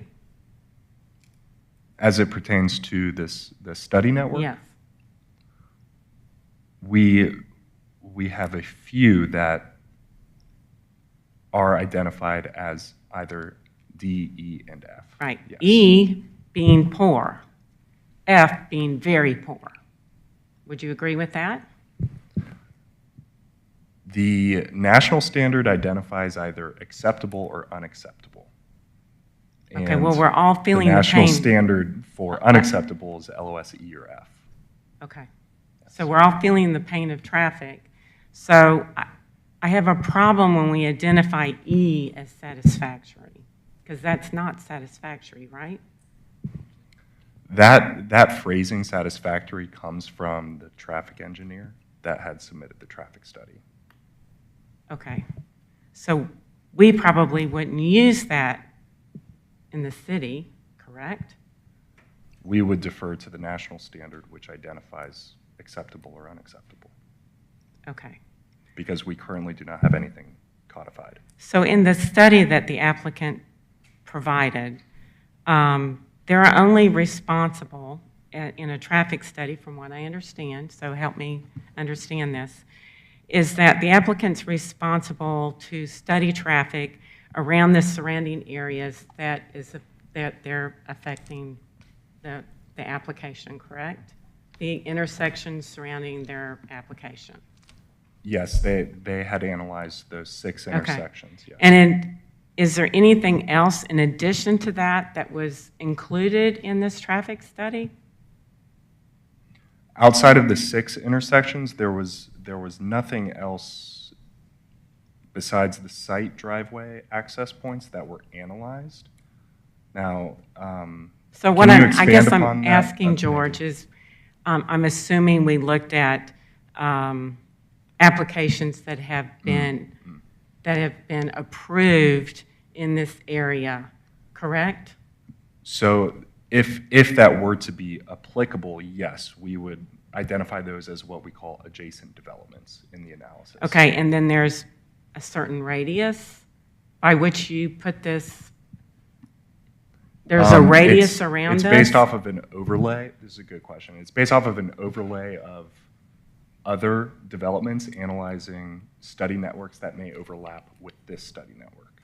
So we would superimpose site trips analyzed in another traffic study on the study network if they overlapped.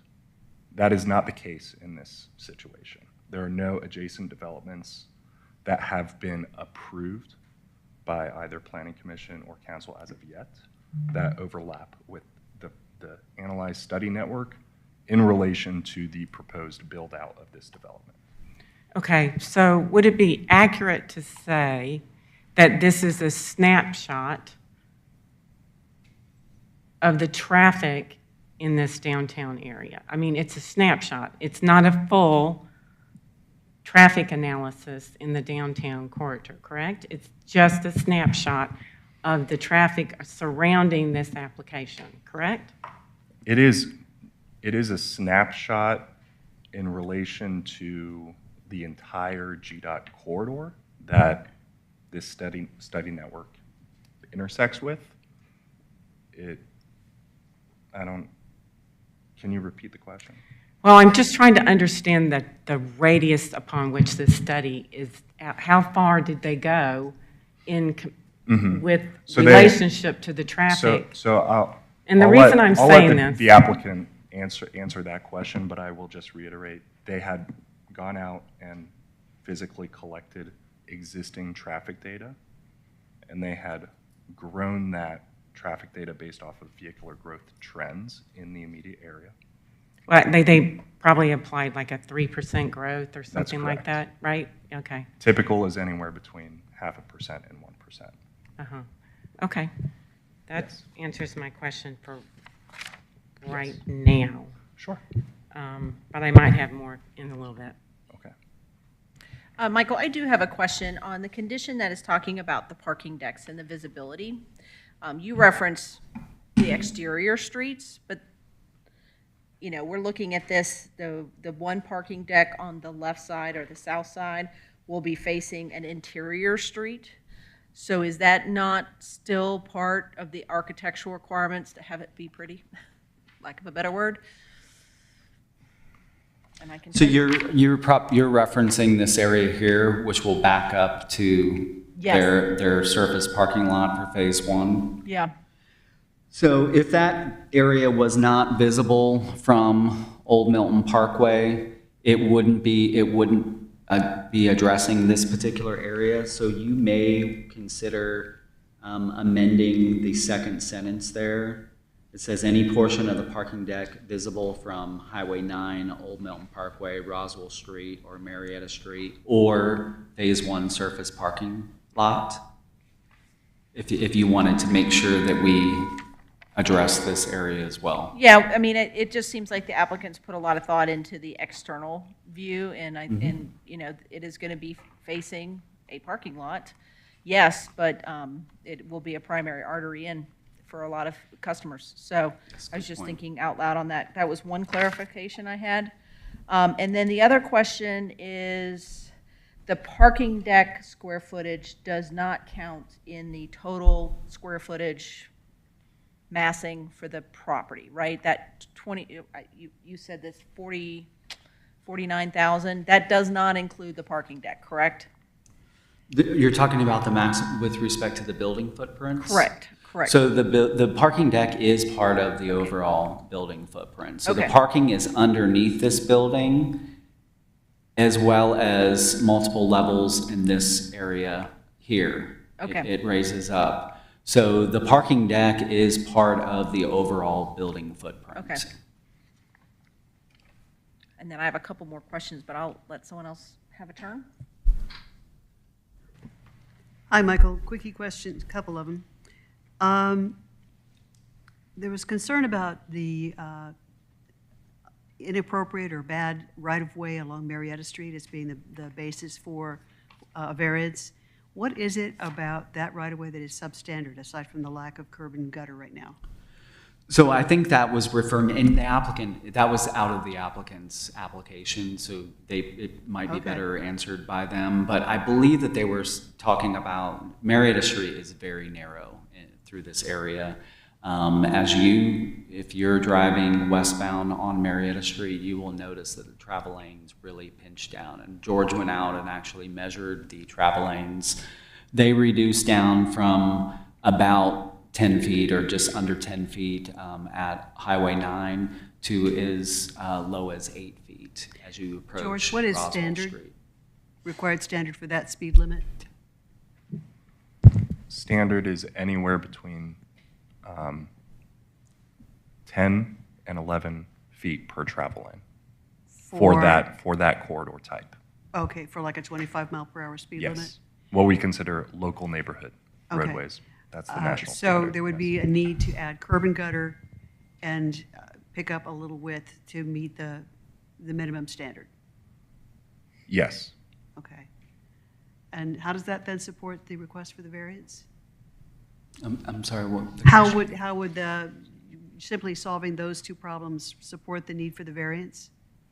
So I think really the variance doesn't really relate to the substandard Okay. travel lanes. So the variance is really focused on the width of the planter strip, which our downtown code requires a 7-foot wide planter strip. They're asking for 6. And then Marietta is a collector street, so we require a 10-foot sidewalk. The applicant is asking for 8-foot. We are supporting that particular variance, not because Marietta Street is substandard, but because that's the planter width that the applicant is requesting and the sidewalk width that the applicant is requesting is consistent with Marietta Street streetscape just west of this location. Okay, thank you. Next question, downtown core. No maximum density for rentals? There is no maximum density in the DTC zoning district, and that zoning district allows a for-rent use with approval of a conditional use. So we could conceivably see quite a few more such applications. Downtown core is, I don't know if I have the future land use, but there is an area.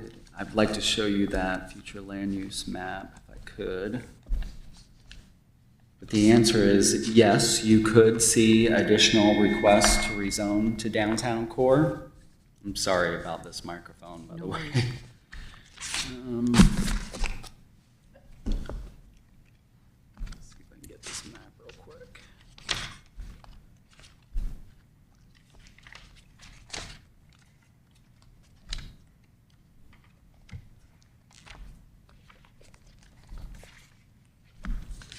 Well, I've lost my future land use map, but the future land use map, Central Business District, where you can ask for downtown core, extends from Old Milton Parkway all the way up to Milton Avenue, Academy Street. So it's a fairly large area, includes the Publix location. All those properties along that area have a future land use of Central Business District. That is a very interesting piece of information. Parking that in my brain for a little bit. The 12th condition about the city-owned space for a park. I heard you mention that there's plans in the works, but nothing definitive yet about that park. Nothing like when it is to be completed or what features it might have. who's the target audience, that kind of thing. Any more we can share about that? So what I can tell you is we do have one of our on-call consultants. We've asked to look at a design for that park. They are working with our Parks and Rec department as well as community development. There have been multiple options that have been designed. However, I'm not showing that information because that information has not been presented to City Council yet. But we're expecting the developer to build, who then maintains going forward? It would be a city park, but there's not maintenance is not assigned within condition number 12. So it would continue to be a city park. We're not giving this land to the applicant or anything. It's city land, so city will likely have maintenance. So at this point, we really don't have a sense of whether this would be an active or passive park, pedestrian-oriented, whether there'll be any parking requirements, anything like that. There's no parking in any of the designs for this park. It's a downtown park, so Pedestrian it's oriented. assumed that on street. Okay, but we, again, don't know if it's to be a passive or active park. I mean, I can tell you that the plans that I have seen are all passive designs. Okay. It saves many of the trees on the property. There are a lot of trees on the property, so it saves many trees. There are some walking paths through the park as well as areas to sit. Okay, and last question for now. This is a new one on me. What is a special emphasis crosswalk? I'll let George address that. That is, if you imagine a piano key style crosswalk, that is, think of Tom Hanks and Big kind of thing. That is a city identified standard resource in our civil index plans. It is striped in specific downtown areas as well as along the Alpha Loop. So it's not the standard crosswalk? It has more paint, less paint? Okay. It has a little bit more paint, yes. Okay. Okay, that's it for now. Thank you. Michael, I do have a quick question on condition 25. You talked about, very generally the back of the house functions coming in off Marietta Street. We are only looking at this phase with the apartments, correct? So can't take into account anything else because that's not before us tonight. We talk about dumpster, you talk about moving vans, you talk about all the retail delivery. Are we all going to be doing that underneath this building? So the Back of the house, I'm worried about the deliveries on these extremely now potentially highly trafficked loops. Everybody's going right. So. Yeah, I can partially address that, but I do think that the applicant should great. address that for you as well. So with the northern building, there is a trash and loading zone area in this approximate location. The idea that if one of the restaurants is receiving a delivery of food, products, whatever, that the truck would park in this location and bring the delivery to the location. I'm not sure if there was a separate loading area specific for building 1. The applicant should be able to address that. Okay, thank you. And if I could expand on that just a little bit, in part of your recommendations, you say throughout the development. Is this only phase 2 that we're dealing with? We're not dealing in phase 1 at all with the decorative lighting, decorative fencing, that type of thing? Yeah, so the conditions apply to phase 1. Now, we do have there are a couple conditions that are off-site, like improvement of the park, but that would be in exchange for impact fee credits through the approval of a development agreement with council. But we really can only address the project that is in front of you, which is phase 2. The applicant will, I believe, in his presentation, show you some images from phase 1 to give you a flavor for that and how that kind of would sit on the backside of this development. The one thing that I would like to, maybe discuss, and anybody can chime in here, is on page 5 of the downtown residential approvals in Century District.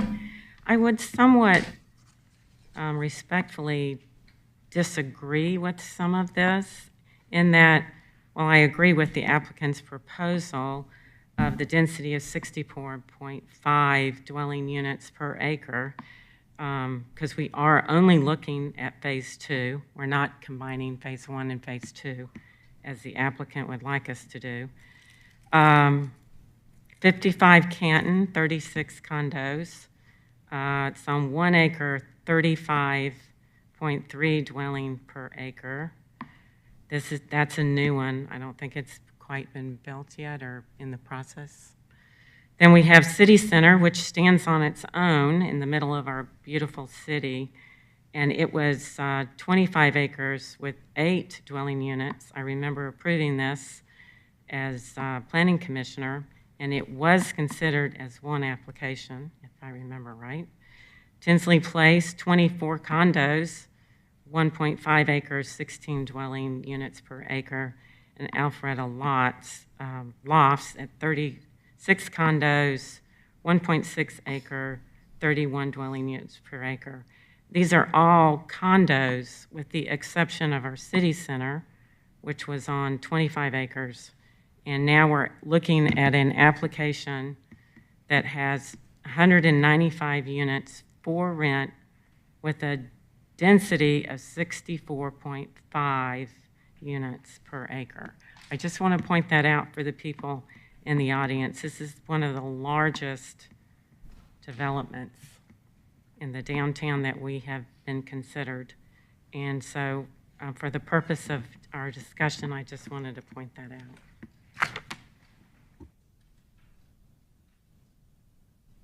All right, any other questions from the council for Michael? As always, thank you very much. We appreciate your attention to detail. Oh, I do have one more question, Michael. When I was on the Planning Commission back in the day, 2024, 25, I seem to remember, and my dates might be wrong, so forgive me, a traffic study being done on the downtown traffic study in 2025. Is that not correct? 2015, when we... Oh, I'm sorry, 2015. I'm When sorry, we I got the update- dates wrong. So we did an update of the downtown master plan, and with that update of the downtown master plan, we did do a traffic study with that. Okay, and it was updated in 2017, correct? 2017, I know there was a downtown parking study. I don't know if there was an update to a traffic study for downtown. And George, I don't know if you have any information on that. Yeah, I do have some information on it. There was a downtown study performed in 2015. There was an update performed in 2017. However, I do not believe any of that had been either codified or adopted. Okay, and then forgive me, because like I said, my memory's not the best, but then I came off Planning Commission, so they came back on, and I don't recall, and forgive me, an updated traffic study on the downtown since 8 years. Is that correct?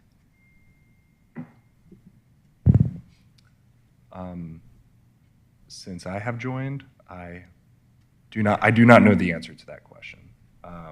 Since I joined last year, we have not performed one as of yet, to my knowledge. Are you aware, And I'm Michael? not aware of any update. Okay, so we haven't done an update in 8 years. Am I understanding that right? Based off of the information we know of, that appears to be right. Yeah. Okay, thank you. and I'll add just one more question. Is there one in the works? There has not been one discussed. Okay, great, thank you. I guess I'll throw one in. What the heck? Hey, George, Mr. Doyle. So just a question, though, just to hone in. I want to make sure with this applicant's project, if approved, I made a note here of the two conclusions were after it's built and after you subtract the traffic associated with the existing strip center and then add what's coming and GDOT, there were two main conclusions. One was the same level of service would exist after the development is completed, number one. And number two, there would actually be slightly reduced delays after the GDOT improvement work is done. That, to me, is the takeaway of the incremental impact of doing this project. Is that accurate? I would restructure that. Go ahead. Because right now, the application has not been approved. Just knowing through the traffic study that was submitted, without the development in place and with the GDOT and city roadway projects implemented, the existing operations identified within the study network, most of them operate at acceptable D or better. Some have identified during AM and PM peak hours different operations.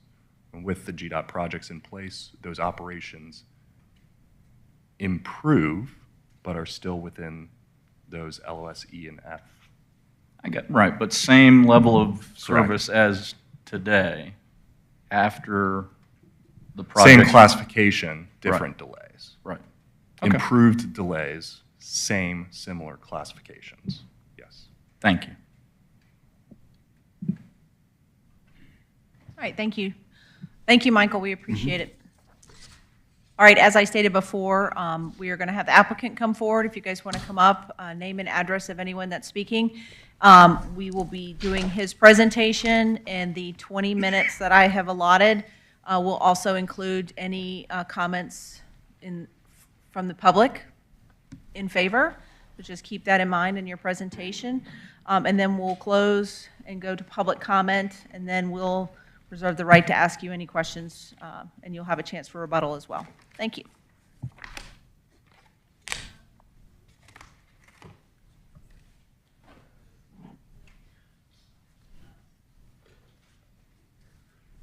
Yes.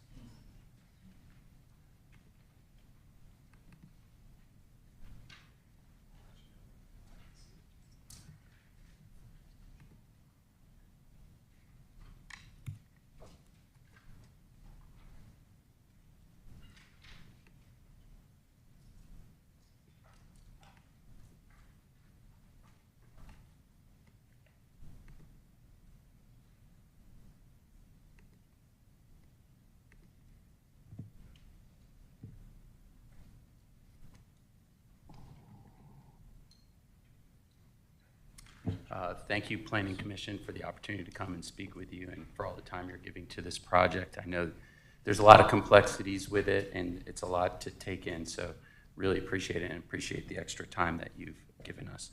My name is Eric Rowan. I live at 265 Anglin Walk in downtown Alpharetta, and joining me today is my Alpharetta District Places partner, Brent Beecham. I'm also joined by our civil engineer, Stephen Rowe, of AEC, and our design architect, Tracy Ward of Benchmark Design. I've been an Alpharetta resident for 27 years. I've lived on the east side of 400 and the west side of 400. I've moved my business to downtown Alpharetta about 7 years ago from Gainesville, Georgia, where we continue to operate. My partners and I are experienced commercial real estate developers on both local projects as well as projects throughout the Southeast. We believe that the project we're presenting tonight will be a great benefit for downtown and the entire city of Alpharetta. We've been working with the city staff for over 2 years on how to best make this project a success for citizens, businesses, and the long-term prosperity of Alpharetta. We've embraced the recommendations from the city staff, and we agree that their collaboration has made the development a much better project. We've also taken a tremendous amount of time listening to members of the community and incorporating ideas. Many of these thoughts and sentiments can be seen in the letters of support that we have received from downtown residents, downtown business owners, and members of the community. Our project program is broken into 2 separate structures that consist of active use commercial space along Main Street with 195 for rent units of residential over the retail. The residential amenities for the project include active and passive amenity decks over the structured parking, an outdoor pool, fitness center, business center, and a club room. The project includes 466 structured parking spaces which occur behind the active uses and will be concealed or screened from public right-of-way, and we plan to include that west elevation that you referred to. Another note is most of the west elevation is below grade because there's about a 35-foot elevation change. The development has an assortment of amenity space, including outdoor dining along Main Street, active green space, and the previously mentioned amenity decks for the residents. We wanted to take a moment to highlight the importance of walkability and pedestrian activation of our project. We've made great efforts to make our project very inviting to pedestrians and create connectivity along South Main Street. We've enhanced the environment by introducing improved streetscapes, which include new and widened sidewalks, site lighting, street trees, outdoor dining, and site furniture. We've also designed a green space between our two proposed buildings with direct circulation by way of the grand stair to phase one of our project. We have created paseos through the building from the parking deck so all of the customers that arrive by vehicle have a safe and activated walking experience from the deck to Main Street. And those are shown in orange arrows on the drawing. Residents that live above the commercial space will also have direct access to these paseos from their home. So an important point that I wanted to make related to the long-term growth of downtown is how our project will fill a circulation and activation gap along South Main Street. As you can see, the last 500 feet of frontage along South Main coming from City Center to Old Milton Parkway is currently dominated by a parking lot with an existing shopping center and a freestanding dry cleaner. Our development will activate this frontage with walkable active uses, outdoor dining, landscaping, and attractive architecture. Another point I wanted to make was based on our proximity to Georgia 400, we feel that the intersection of Old Milton and Main Street serves as a gateway to downtown Alpharetta. It's an important intersection related to the arrival into downtown that currently doesn't meet its potential. I wanted to share a little bit of information related to our residential market study to better describe the population characteristics of our prospective residents. This is important as it relates to positive economic impact to downtown businesses, activation of downtown, and mitigation of any traffic concerns. Per the market study, the data shows the population characteristics will include 15 to 20% retirees and a large percentage of empty nesters. Furthermore, the report indicates that over 30% of the prospective residents will be working from home. All of these factors support the prevention of traffic impact in a build versus no build scenario, which is detailed further in our traffic study and our staff report. Furthermore, the report indicates that one of the key drivers for prospective residents is the walkability and proximity to lifestyle amenities. This is a strong value proposition for prospective residents and will have a positive impact on local restaurants and businesses downtown. The market study has estimated rents for our property to average between $2,800 and $4,300 a month. That goes from a two-bedroom, one bath to a two-bedroom, two bath with a den. So I'll speak a minute about the architecture. Our architect, Tracy Ward, has been a designer of many great projects in downtown Alpharetta, and our proposed project is no exception. The design is focused on the building scale and massing to work into the existing urban context. The project utilizes high-quality materials such as brick, cast stone, stucco, cementitious panels, and metal accents. There's been a tremendous focus in the architecture on the ground level, activation, and pedestrian scale at the street level. For context, here's a site plan of the development, including phase one, which, as has already been stated, it's not part of this rezoning, but I did want to share a little bit so you guys can understand the connectivity between the phases. Phase 1 is going to the design review board in 2 weeks, and we hope to get construction started by the end of the year. Here you could see on this drawing, Phase 2, the 2 separate buildings along Main Street, the center entry drive, and the park between the buildings, as well as the amenity decks over the structured parking. So this is the gateway view that I just mentioned at the intersection of Old Milton Parkway and Main Street. And we've also introduced a placeholder for public art or sculpture to emphasize the importance of this corner. The next slide shows the intersection of Main Street and Marietta Street. We plan to only provide restaurants at the end caps of the development to further enhance the activation opportunities by providing outdoor dining. This is another view of the corner at Marietta Street. Here's a closer view of the facade along Main Street where you could see the main entry drive of the project. And as previously stated, there are 3 different access points for vehicles into these parking structures. This is a closer view of the drive, which will be further enhanced by exterior lighting, inviting pedestrians to circulate to the green space and up the grand staircase, which leads to Phase 1 of the project. This is a view of the active amenity deck looking down on the green space and the grand stair that leads to Phase 1. This is a view along Marietta Street looking east towards South Main. This view pulls back a little bit further to the west towards Roswell Street, where you can start seeing elements of Phase 1 of the project.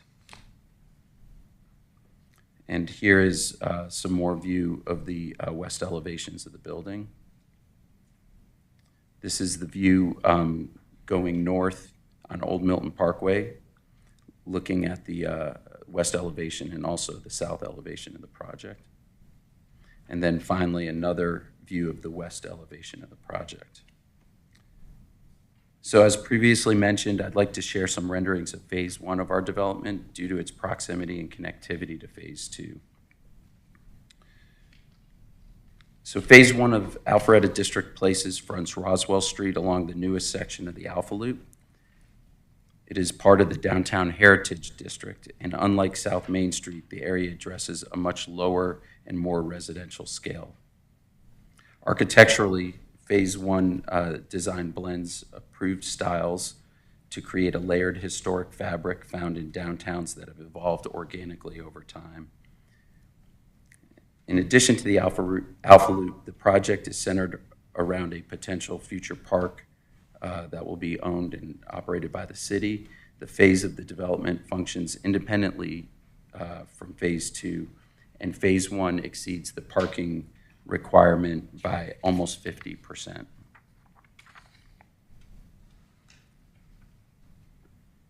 A couple of other views. So that concludes the majority of the presentation, but before we address any questions that you might have, I thought it might be prudent to briefly discuss a few of the staff conditions that we would like the Planning Commission to consider potential modification to related to any potential approval of the project. And I'd like to bring up Stephen Rowe to address some of these requests. The first request that I'd like to address is we'd like to request that the condition for the reversion to for sale units is extended by 2 years so that we would need to submit for building permit by October 27th, 2030. The extension request is due to the following reasons. Our ground lease requires us to wait to begin Phase 2 construction until Phase 1 is completed. And also, because of the complexity of the project and the care that we're giving in the design process, we'd also like additional time. And also, we may need extra time related to economic crisis or force majeure, pandemic, any other conditions that are outside of the control of the applicant. We feel that this requested extension is reasonable due to the investment that we're making on this project and the risks associated with the reversion of this entitlement. And now I'd like Stephen Rowe to come up to address the other 5 conditions that we're requesting amendment to. Good evening. Steve Rowe with AEC, 50 Warm Springs Circle, Roswell, Georgia. I'll quickly walk through these other conditions. Most of them are for modifications. One of them we would like to eliminate, but we can talk through that when we get there. Modification 8 is really dealing with the Highway 9 or South Main Street frontage. The staff is asking for a 2-foot planting strip up against the back of curb and next to the sidewalk. Our experience is we can't irrigate that area because it's in a public right-of-way and within GDOT jurisdiction. So we'd like to give the 10-foot sidewalk. What we want to do is start at the back of curb and have the sidewalk go all the way back to extend it to make an 8-foot sidewalk 10 feet. So we would give the 10-foot sidewalk, we just wouldn't include the planting strip because it just won't be successful. With radiant heat on both sides and no way to irrigate that, it just won't stay alive. The next modification is another streetscape along Old Milton Parkway. Right now, we've got the public sidewalk actually on our property in a lot of this area. We have no problem expanding it to the requisite size, but giving the right-of-way and having the expansion is going to impact the building and actually reduce units and make it so that this project becomes very, very difficult to be successful, to be able to push it in. The red lines on the exhibit kind of show you what the impacts would be. The red line would be the new landscape strip that would be impacting that end of the building. The third one is number 11, and it deals with the staff's request to put in the median. The biggest issue we have with that is it's a GDOT road, and the word shall in there saying that if I can't get GDOT to approve it, then I'm out of compliance with the city staff with no ability to really rectify it. So there may be a way to modify that. It also, I'm not really sure if it would require additional right-of-way, full striping, full laneage thing. And we can work with staff, but I just don't want this to hold up the project because we couldn't get GDOT to be on board with this. The condition 15, again, it's really just modifications. There's going to be situations where overstory trees just won't work with existing utilities that we can't move. So we would like to put, if feasible, with our commitment to put overstory trees where they're possible, making sure they're 15 feet off the building, but especially on that Marietta Street with having to modify the landscape strip because of the sidewalks to save the existing trees that are up in that area, it becomes difficult to kind of hit both requirements. And again, it would have a direct impact to the developability of that side of the building. And then the biggest one that we've got is on that 54-inch oak. We're doing a lot of research, and we actually had an arborist go out and do additional studies on that tree where they did a resistograph, which is just a drill bit with a torque meter on it that tells you if the tree has rot in it. The tree does have beginnings of rot in the core of the tree. Also, it's a water oak. Of all the oak species, the water oaks are the shortest lived and highly susceptible to development. Because right now on this water oak that we've got, without us doing any work, the critical root zone is already impacted 58, almost 59% by the existing infrastructure, the roads, the parking, the utilities that are crisscrossing there. In addition to that, the structural root plate, which is where the real critical mass is, where the tree can fall over if you're not careful, that's impacted by 50.9%. When I'm doing work in the city, I'm not allowed to touch the structural root plate at all and can only impact the critical root zone by 20%. So I think this tree, even before we start, is already compromised. And with it being towards the end of its life cycle, having a 30 to 50-year lifespan, and most trees don't make it over 48 inches. This one's already at 54, so it's actually lived past its expected lifespan. I don't think that going to heroic measures to save a tree that probably won't last another 5 to 10 years really makes a lot of sense for the project. And that concludes the various conditions that we had issues with. If you've got any questions, I'll be happy to answer them, or we can reserve the rest of our time for rebuttal. Thank you very much. Thank you. I think what we'll do is we'll go to public comment and then come back, and he can do rebuttal, and then we can ask any follow-up questions that we might have. Thank you. Yeah, 3. All right, Ellie. I have Bruce Black in favor, please. And just remember, this is for the project, and if you could please state your name and address for the record, that would be great. Thank you. Hi, my name is Bruce Black, 217 Cummings Street. I'm a former resident of Windsong, and even more interestingly, the current dry cleaners on this property was my wife's grandmother's grocery store from 1946 to 1986 that she owned with Billy Bates. I'm sure a lot of y'all knew. And my wife is thrilled about something happening here because I think we'll all agree that a strip mall with a Subway and a dry cleaners is not the highest and best use for an elite corner property in downtown Alpharetta. And from my perspective, I work in Cumming, my business is there. The Cumming City Center has been one of the biggest abject failures because the city put the cart before the horse. There is no residence within walking distance of the Cumming City Center, and businesses and restaurants are closing at an alarming rate.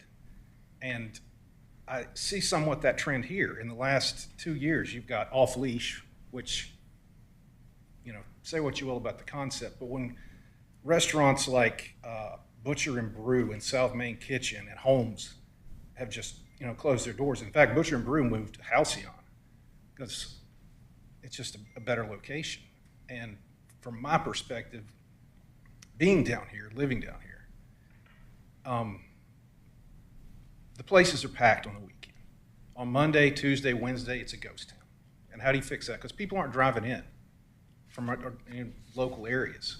You need the local residents. And that's what I think this project brings to this. Because when I lived in Windsong, I got in my car twice a day. My wife did the same thing. When I went to work at 8:06, and I never had a problem getting out, turning right on Marietta Street on Highway 9, turning left on Old Milton Avenue. It's the easiest commute ever. And when I got home, parked my car. If we went anywhere, we walked. If I went to the Publix, I walked. I think traffic with this project is a way overblown issue. I think these are people who are going to live and work at home. And like I said, the reason you're moving to downtown Alpharetta is to enjoy the walkable lifestyle. They're not going to get in their cars and drive to, you know, the Standard or someplace over there, the parking deck. It's just, it's not feasible. So I would recommend that you approve the project. Thank you. Thank you very much. Anyone else in favor on public comment? No. Okay, I think we have just about a minute left. Is there anyone else that is in favor of this project that would like to speak?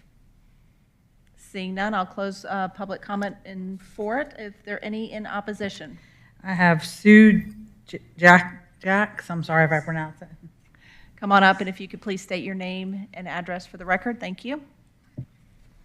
Good evening. My name is Sue Jakes. I live at 12566 Wexcroft Lane. I have comments about traffic and the scale and scope of this project. And I'll preface my remarks by saying that I attended the City Council meeting where the proposal for the Hamilton Hotel was considered. And members of the council then expressed regret that they had approved the building which now holds up on the roof because it was too tall, it was out of scale, it was out of place in Alpharetta. And that is why the Hamilton Hotel was required to lose the top floor and restrict to 4 floors and not 5. And I have to say that this proposal dwarfs both those buildings. The fact that it's been divided into 2, to me, is just smoke and mirrors. It's been divided up in order to approach the approved square footage. It looks, from all the elevations, it looks like one building. It has a 2-story connector. This is not 2 buildings. This is completely out of place in Alpharetta. The second point I want to make is about the traffic. And there's been assumptions here about the number of retirees who will live in this building and the number of people who will work from home. Yet the applicant's own application states that employers are now requesting people to come to the office, and they cite Home Depot as an example of an employer who's now requesting that. So I believe that the minimal impact is being underestimated. In addition, I've seen the original application, which shows that there should be an exit from Marietta for general use. I don't know whether that still applies or whether it's only the one in the front. Either way, anybody who's heading for 400 has got to cross 2 lanes of traffic. And if you try to do that at any time of the day on Route 9, you're asking for trouble. So I believe that they are completely underestimating the impact of the scope and the scale of this project on traffic. And I would urge you to deny the proposal as presented. Thank you very much. Thank you very much. Katie Reeves. Please state your name and address for the record. Katie Reeves, 4165 Big Creek Overlook, Alpharetta, Georgia, 30005. Oh, boy. So breathtaking project. It's, I'm a little distressed that it got this far along in the process, to be honest with you. 64 units an acre is just so out of place with our downtown. I mean, we've got our nice hub of downtown, and 64 units an acre at that corner. I did read the report about level of service, and I think there's some optimistic view of what's going to happen at this intersection after GDOT is done with everything and this kind of a scale of project comes along. I don't think I've talked to anybody who doesn't think something should be done there, but my question is, why does something come in and it won't work within the general guidelines of our city? How come there's variance after variance after variance? How come nobody can fit something on? Is there just such a desire to make so much money you just can't make it fit to scale? And that's really a concern. So traffic and the scale and the density just, to me, make this, gosh, I hope y'all make a good decision. I hope you deny it. Thanks. Thank you very much. Are there any other cards? Is there anyone in the audience that would like to speak in opposition to this project? Seeing none, we'll close public comment. Welcome to come up and do any other final comments before we go into discussion.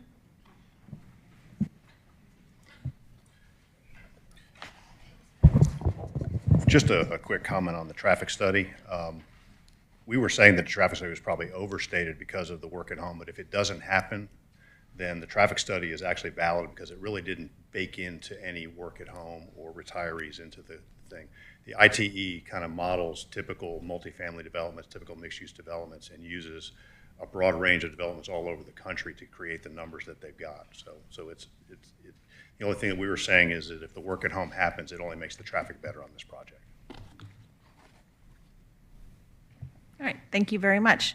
I'll turn it over to the commissioners for discussion, and we can ask the applicant any questions, or Michael any questions, or George any questions that we have. Yes, I have a question, Ms. Chairwoman, for the applicant, for Mr. Rowan. So thank you for providing the price point for the 2-bedroom apartments. I wrote down $2,800 to $4,300 a month, depending on the features and the footprint and that kind of thing. So I know a thing or two about apartment pricing in town, but just for the record, are those, at that rate, $2,800 to $4,300 a month for 2-bedroom, is that considered a luxury apartment? Is that considered Yes. an economy apartment? How would you characterize that? So when we did our market study, we based it on a fit and finish slightly above Amarant's, and Amarant's is in that same price range per foot of between $3 and $330 a foot, and our market study came back. I think the very smallest apartment was $295 a foot, and the most expensive was $350. So it's slightly above that.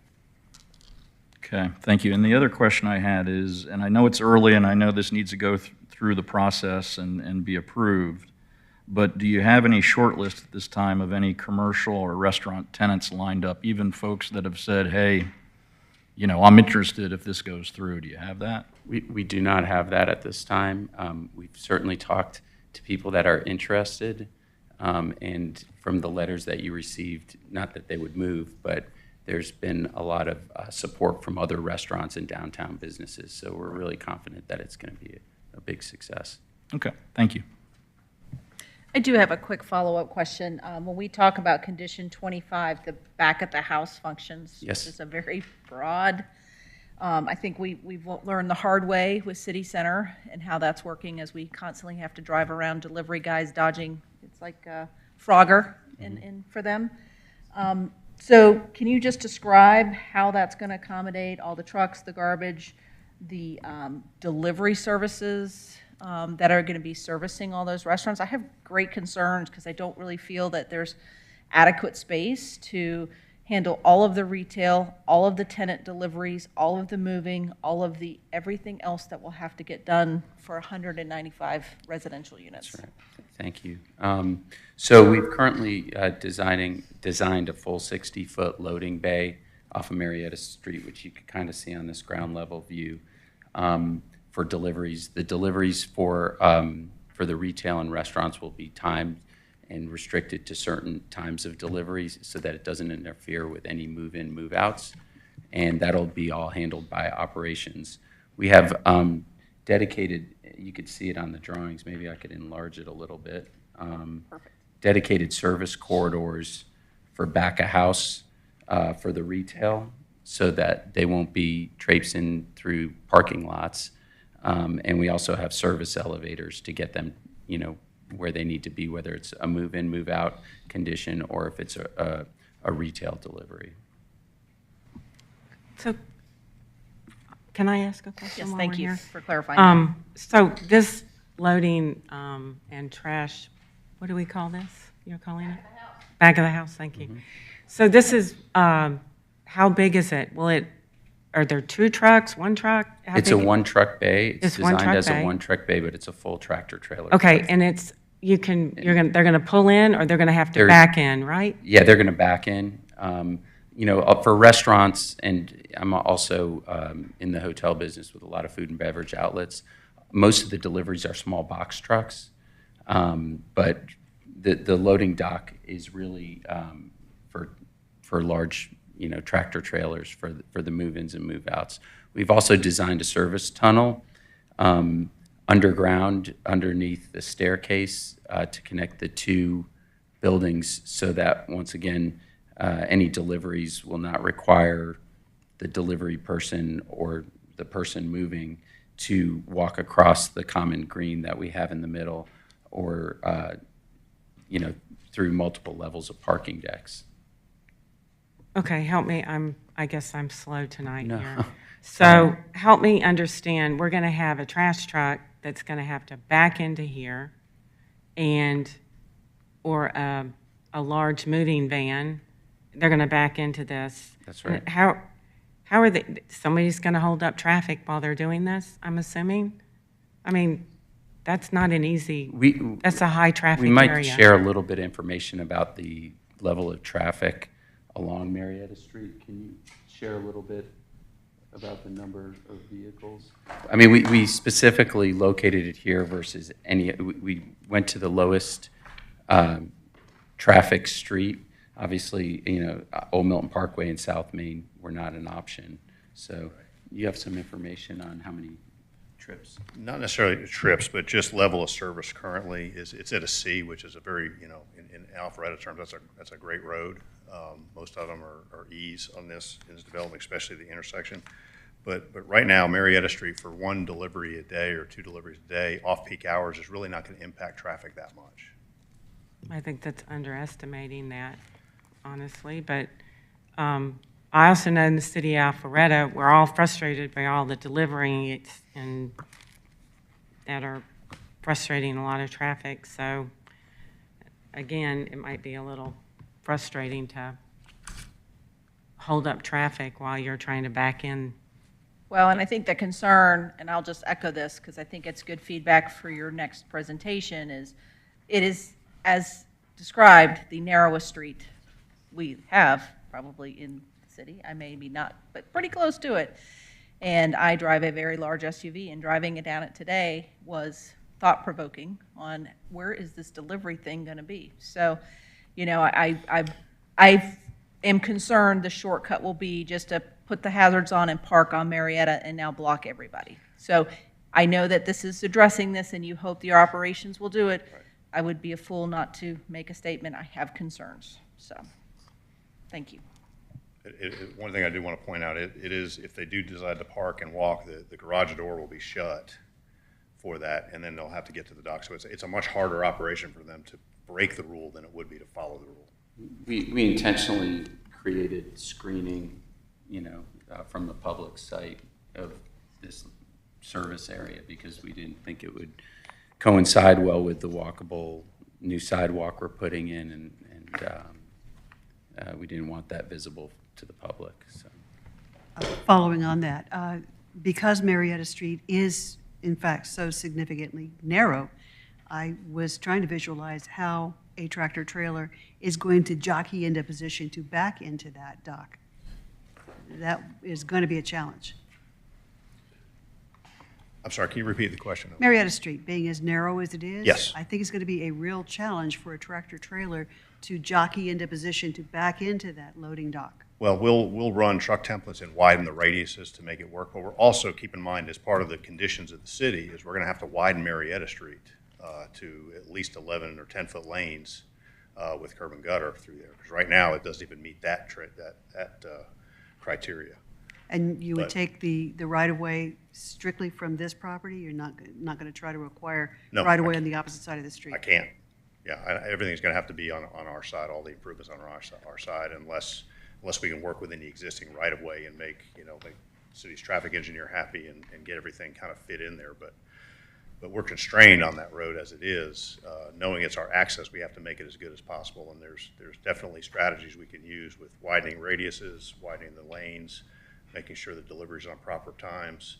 The one thing I did want to point out on the garbage truck concern is most of those garbage trucks will pull in front, pull out, dump the front where and gone. So that's not really as big of a challenge as it is as some of the deliveries. Just had a question. How do you propose, or is there a place that you're mitigating, like, since COVID, like the explosion of Amazon and FedEx and all of those are just exploding, especially in the downtown area because it is denser. So how are you handling all these FedEx guys who zip in? Where are you proposing Well, to? for the residents, for instance, we'll have a dedicated mail and package room. That's all done digitally. You'll get a note on your phone. So the truck's going underneath the building? No. So where are they? They'll be utilizing the loading area as well. So they're all going to be utilizing the loading area? That's right, yes. It was important for us to try to pull this outside of, you see tractor trailers in the middle of Milton Avenue servicing the hotel in the center lane all the time, and we didn't think that would be favorable by anybody. So that's why we made the effort. And it's an oversized loading bay. It's not too wide, but 2 bays wide, but it is oversized. The concern I would have there, and maybe you want to think about this before you go to council, is I don't see how you would control them going into your Phase 1 parking lot and distributing the packages from there. Oh, gosh. And Yeah, I'm just saying, I mean, I've seen how FedEx drives, I've seen how the Amazon trucks drive, and I don't know how you would mitigate that issue. So it's something I think you consider because it could be problematic. Absolutely. We'll look into that further. Thank you. I have a question for you about managing the parking spaces, particularly since parking is at such a premium downtown now as it is. There's a tendency for people to, for want of a better term, poach parking from anywhere available, like go to a neighboring development and park for a downtown event and that sort of thing. Yep. What kind of measures do you see yourself implementing to control that such that your retail spaces can still get their customers parked and in and residents could still get in and out successfully? That's a good question. So for the residential homeowners or home renters, we'll have nested parking. We haven't determined exactly where that will be, but that will be gated with card key access. As part of the parking requirement, we're required to provide an additional 95 spaces of guest parking for the residential component, on top of the 60 spaces of retail. So I just wanted to kind of lay that out. So outside of the resident secured or nested parking, we'll still have an extra 150 spaces of parking for the guests and for the retail users. There's lots of great technology now that is used to control access and parking. We haven't determined what type of technology that we would use, but we're aware that it could be a problem, and we're definitely going to be addressing that. Thank you.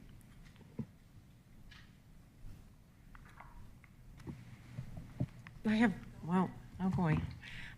Quick question that I just wanted to kind of understand, was there a reason why you didn't submit the application all together instead of phase 1, phase 2? Why didn't you just do it all in phase 1? Well, there's a couple reasons. One is the simplicity of phase 1, and also phase 2 was an option to execute.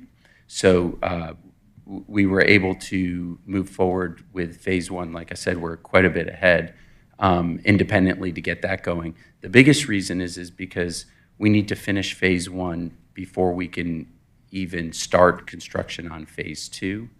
And some of that has to do with tenant leases and the hopes of bringing tenants over to phase 1. So that's a big piece of the timing issue. Thank you. Thank you. Any other questions? Just real quick, you had mentioned when you did your presentation earlier on the condition 2B, you said a permit, 2B says a permit issued. You mentioned a permit submitted. I meant to say issued. We wanted it to be a submission because we can't control about when it's approved initially, but that was I misspoke. Okay. Thank you. Thank you. All right, hearing no other questions, thank you. If we need you again, we'll call you back up. Appreciate it. I do have a couple follow-up questions for Michael. My friend, come on up.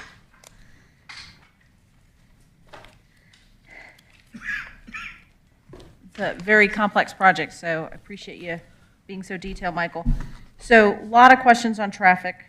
You know, I hope that the city does consider an overall traffic study for, you know, I'll go on record with that. I think it's really important for our residents to know that we're keeping up and understanding what the needs are as we keep developing and approving and developing and approving. I've been on this council for 6 years, I think, 5 or 6 years, and you know, a lot of it's been done in the city center. So I do think that that's something I hope council and staff will consider. We talked about GDOT, and I understand the concerns with putting that median in on a GDOT road, and I mean, that, as we all know, the pain of dealing with GDOT as well. Has GDOT been contacted with this potential 195 rental units being dropped right on their main state road? At what point do they get notified? Or George, you want to take that question? I mean, they got to find out sometime. I do not know the answer to that question, honestly. That would likely be a public works question as well. I know that community development and public works departments have been coordinating with regard to this, in addition to the project managers of GDOT. They are aware specifically that this is happening, and they had been open and willing and able to share specific information with regard to the progress of their project with us that we have been able to communicate with the applicant. Okay, so the design for that intersection is done as far as GDOT's concerned. It's just a timing of implementation. And now this added project, you know, it doesn't sound like it's really going to affect the design of the intersection because it'll be long after. Correct. When it comes to GDOT procurement, that is a decade or so in the making of what you are actively seeing under construction and will be implemented in the future. Okay, so what we see come out of the ground in '26 for that intersection is done as far as GDOT's concerned, and the only thing at that point is really traffic timing and any medians that we potentially as a city want to put in on a GDOT road. Okay. You know, in condition 11, I would recommend that you maybe, if, of course, George believes that that condition is important, the 2-foot raised median. If the concern was that GDOT would approve that, you could start that sentence out by saying, if approved by GDOT, developer shall install. Yeah, I think And that's an appropriate recommended I will language. also add that the scope of limits for the GDOT project is everything south of Old Milton Parkway and everything north of Academy and Milton Avenue. Oh, So the GDOT project excludes the corridor of North Main Street between Old Milton and Academy/Milton, Okay, identified as our city center. So, okay. So that would definitely involve the city public works, for sure. yes. Would be where I'm going with that. Okay, and then the second question I do have for you, Michael. So this, obviously with this amount of density and then the development in phase 1, this whole retail piece, commercial and residential piece is changing quite a lot.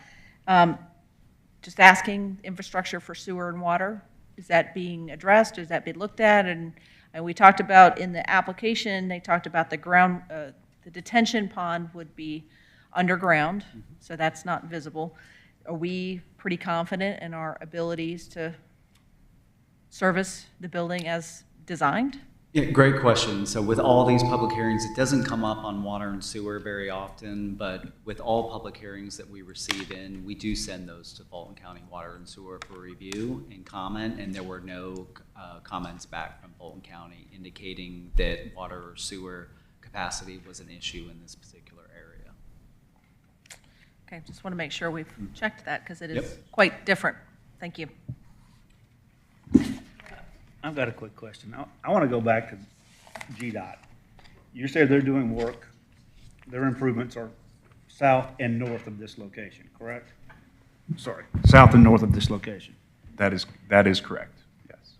But what they're doing is going to help alleviate current traffic in front of this location. I think you need to clarify roadway, GDOT Yes. roadway projects. I versus do GDOT have intersection some projects. exhibits I can step down and take Michael's place to show you these specific improvements as it relates to the bounds of the GDOT project and what's incorporated and what is not incorporated, if that would be of use. And if you could just help me, tell me how this is alleviating traffic in front of this when we're getting ready to add all the new traffic coming back. So just show us what they're doing and how it's going to help alleviate traffic until this opens, and then we're going to add traffic back to it again. So it looks like we're trying to alleviate traffic, build this project, and then get back to the same level we are now, if that makes any sense. Yes, that Okay. does. Yeah, that statement is sound, yes. Okay. That is unfortunately a caveat to infrastructure improvements until a certain point in time. And that is something that, sure, Eric needs to. And Stephen could elaborate on this, but just to clarify, in the traffic study, the 2030 projections for build versus no build with that traffic improvement taking place this summer show no change in service. Isn't that correct? Whether we build or don't build, the 2030 outlook of traffic will be the same build or no build. It will be the same classification. Classification. Yes. That's right, yes. So without the development in place, same classification, improved delays from what currently exist in the future year. with all of the geometric and traffic control improvements implemented by GDOT. Thank you. So, are we doing comments too? Like, or not? Are we doing comments too? If you have any questions, I think we're just trying to Oh, make sure just all your questions? questions are answered, and then we'll turn it to the council for final discussion. Any other questions for Michael or the applicant or George? All right, thank you very much. We'll turn it to the council for final discussion. Thank you. So I Jill? can make a comment now? Yes. Okay. So I've been on the planning commission for a while, and the one thing I've learned is there's traffic studies, and then there's real life. And I think we're living in real life. We all are frustrated with the current traffic. I hear it all the time with my friends that live in downtown. And I think it behooves us, if we're going to consider doing an application of this size and this density, that we should look beyond a snapshot of a traffic study. And I think we should update the downtown traffic study that hasn't been updated in 8 years in order for us to make an informed decision. I feel like I'm handcuffed. I don't have the right information. And I really am very concerned about the traffic and the density in setting a precedence of,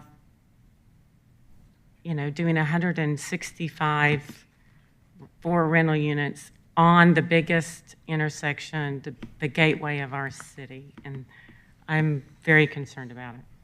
And I highly recommend that we do an updated traffic study.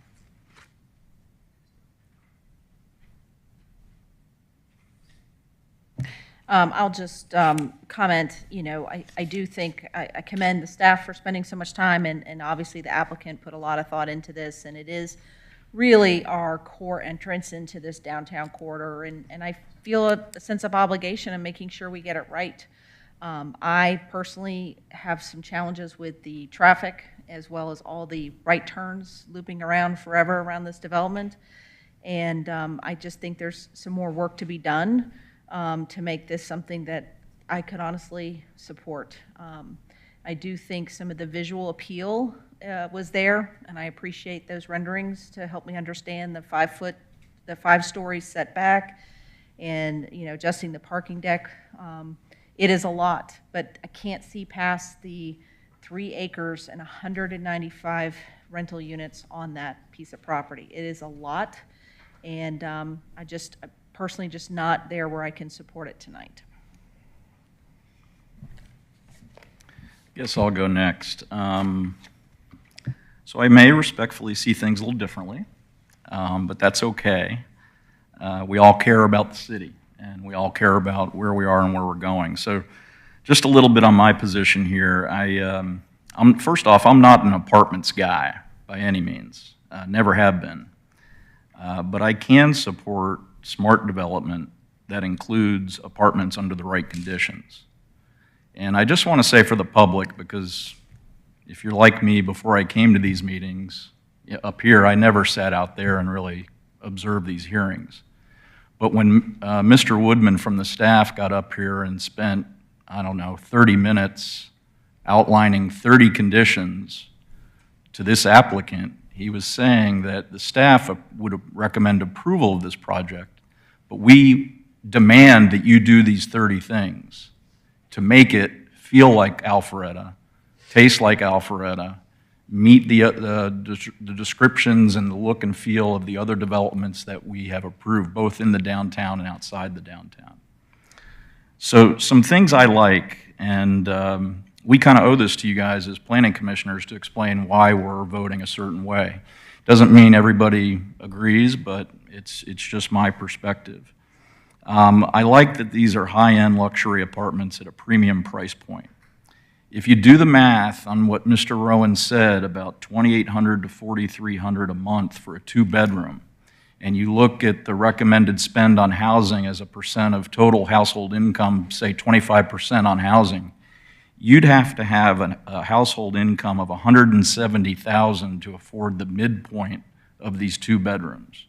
So, and I can tell you just what I know about here at Amaranth and at Avalon, that $3,000 to $5,000 a month range for a 2-bedroom is right in the range he talked about. So that tells me, it was one of my questions, are these luxury apartments or are these affordable housing? You know, are these low-end economy units that, you know, people do have a concern about what those types of units will bring, and that's not what I'm hearing this is.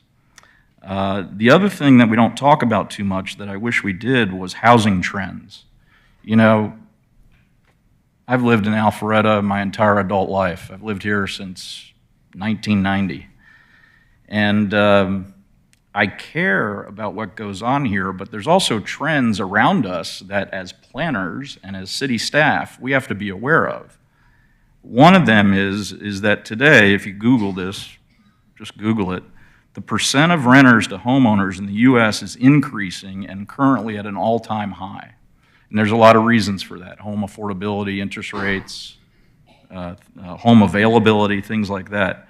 Renting by choice is a huge trend. I mean, back when I was a kid, a lot of people rented only by necessity, right? If I had a low income, if I was a single-parent household, and I had a couple kids, I'd have to rent by necessity and get an economy apartment to make ends meet. But renting by choice is a real trend that comes into play here, I believe. You know, that includes high-income retirees who prefer a highly amenitized, walkable environment as opposed to the suburban house environment that I lived in for 25 years in Windward. That's just what they prefer. There's also people that don't want to have a home today. They have the money to afford a home, but they don't want a home because they don't want the maintenance, the insurance, the mortgage, etc. Then there's also young professionals. Right now, the median age to get your first home in the U.S. is 38 years old. Back in the 90s, it was 28. And those people, young professionals that have income but can't afford a home, especially in Alpharetta, they are the target for that type of development, I believe. The other thing, and I believe the applicant mentioned it, and I believe Commissioner Zarinkis mentioned it, this is the gateway to our city. And I believe that what was portrayed here, and I've been doing this not as long as others, but I've been doing this for 4 years, this is a big project. But it does say Alpharetta, in my opinion, based on the standards that the staff is putting on them relative. They just can't pick any old architecture for the front. That's all dictated by staff. They have choices that are dictated by staff. But it would be a huge improvement over the 1990s era strip center that we have today. Sounds a little snooty, but I don't think that says Alpharetta. I just don't. And that is what you see when you enter downtown Alpharetta from the south of the east. And I like how the applicant, under the direction of staff, designed this to look like a city block developed over time, not one large new development. That's very important. And so the other thing I'll just say is, if anyone has concerns about this project, I would recommend looking right over my shoulder here at City Center with Amaranth's apartments, with the apartments on the top and the restaurants and the retail on the bottom. And also look at Avalon. Now, Avalon's much, much bigger. This is nowhere near the size of Avalon. Avalon has 591 apartments. That's not this. But I think those two are great use cases. They've been around for 10 or 11 years now. I was here back in the day when people were opposed to those two developments because of the apartments. But I'm telling you, I walk my dogs through City Center here almost every day. It's safe. There's no crime or drugs. There's nobody hunched over the curb with a meth needle in their arm. And I just don't, you know, there was a concern of that several years ago with what apartments bring and potentially could bring to City Center and Avalon, but it hasn't happened. It just hasn't, and it's because they're luxury apartments at those price points. The one thing we haven't talked about, Mr. Woodman mentioned it, but it really, you know, keeps me up at night. I live in downtown. So the public needs to make sure they understand that if this application gets denied, the owner of that property could sell it to someone, and that buyer, without a hearing, they wouldn't have to come here, they wouldn't have to go to city council, they can start shoveling the very next week once they get the permit, can build a gas station, an auto repair shop, an auto body repair shop, or a McDonald's fast food drive-through restaurant. And I don't know, I mean, we're all different, but I don't want that at the gateway to our city. I don't want to see 5 years from now Joe's auto body shop there. That kind of feels like Sandy Springs a little, well, I'm not going to mention names. It feels like other towns, let's just say that. It doesn't say Alpharetta to me. And once again, on the technical side, the project is consistent with the city's comprehensive land use plan that calls for walkable mixed-use environments in the central business district. The C2 zoning with an auto body shop is not consistent with the long-term plan. And then I think Michael Woodman mentioned that the project does keep us within our guideline that calls for 68% owner-occupied housing and 32% for-rent housing. So apologize for the long rationale on why I'm doing what I'm doing, but based on all that, I'm going to support the city staff's recommendation to approve the project.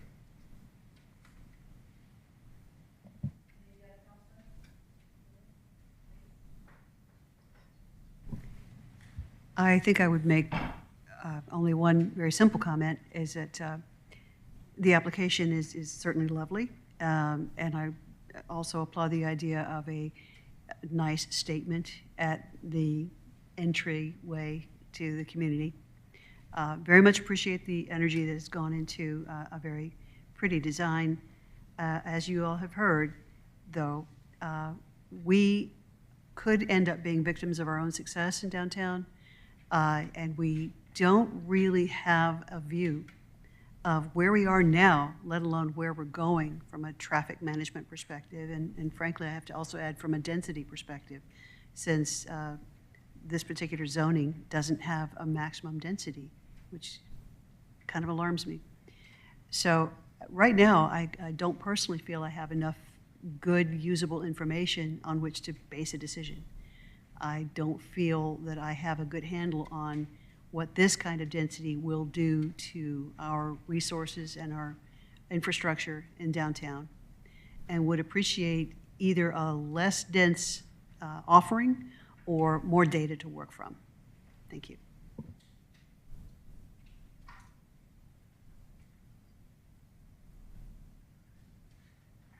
All right, any other discussion? I'll make one comment. In Todd's comments, respectfully, I would say to his comments, Commissioner, is that we are evaluating the application in front of us. And I don't think that we should live in fear of what could be. I think we need to stand firm on what we think should be there. And so I think we should evaluate the application on its basis today. That's my comment. Thank you. Any other discussion, or do we have a motion? Madam Chair, I'd like to make a motion to defer this application for 30 days until such time that the city can have a traffic study done for the downtown. I think it's important that we have the study so we have all the information available. This is too big of a project, it's too dense, and I think we should consider deferring it. We would need to defer to a certain date if we defer. Whatever 30 days is from today. No, our next. Our next planning commission meeting? Which Whatever is that is. November 6th. November 6th. All right, I'm making a motion to defer to November 6th. I'd just like to comment on that. If we're looking for a traffic study. There's no discussion until we have a second on the table, please. I'll second for the sake of discussion. And what I would like to ask George is a traffic study in 30 days feasible?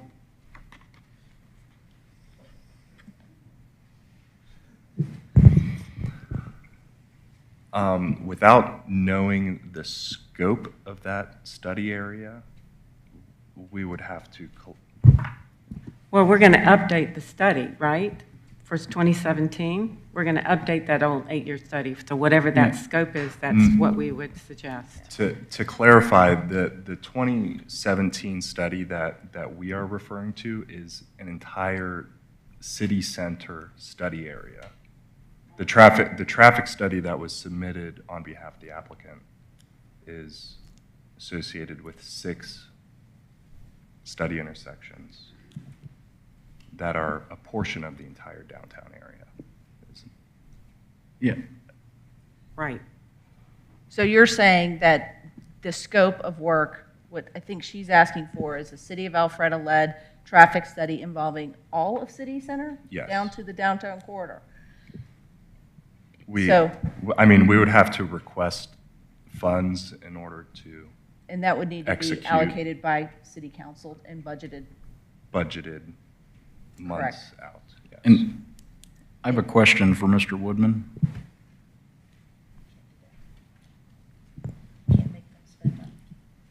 So I'm sorry, Madam Chair? Yes.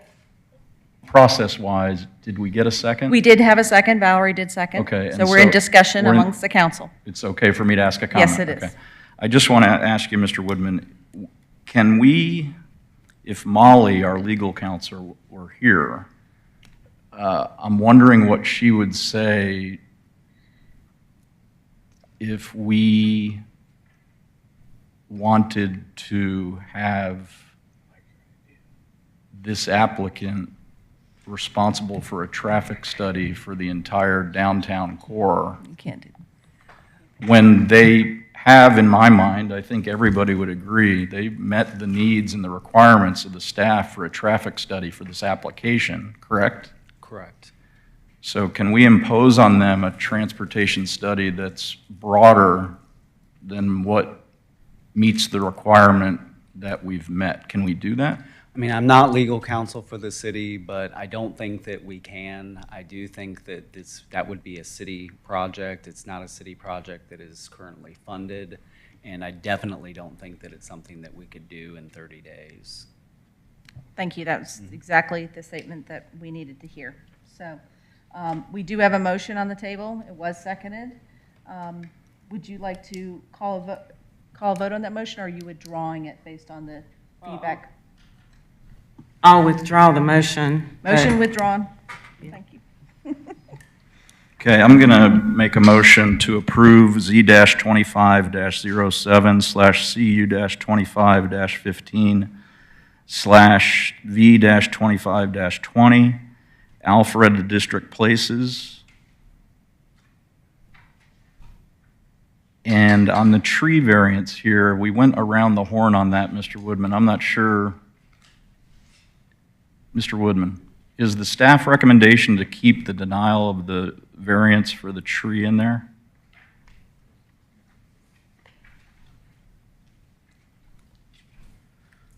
So our current recommendation is to deny the variance to save that 54-inch oak. I do think that the applicant has provided you with some exhibits and evidence showing what the impact of improving the Marietta streetscape would do to that tree. That is the staff recommendation to deny that, but that is some new information that we hadn't previously considered. I would like the city arborist to look at that information as well. So my preference this evening is that you would leave it as staff is recommending for now. And while you're there, and I'm going to finish this motion in just one second, but it relates to how I finished the motion. Since there are 11 red lines that the applicant brought to the table, I'm assuming an appropriate motion could be to approve as per the conditions read by staff, and then the applicant needs to figure out the red lines with staff offline. that's an appropriate. I mean, that's certainly an option. You could approve, recommend approval, subject to the staff recommended conditions, and we could still continue to discuss their concerns with the conditions prior to city council. And the only reason I say that, commissioners, is because getting the 6 of us to agree on 11 red lines, we're going to be here for a while, in my opinion. So I'll start over here. I make a motion, Madam Chairwoman, that we approve Z-25-07/C-25-15/V-25-20 Alpharetta District Places and deny the variance request to remove a specimen tree in the setback along Marietta Street, subject to the conditions as read by Mr. Woodman, and for any remaining red lines that the applicant brought to the table, that they be worked with staff offline. Thank you. There's been a motion on the table. Is there a second?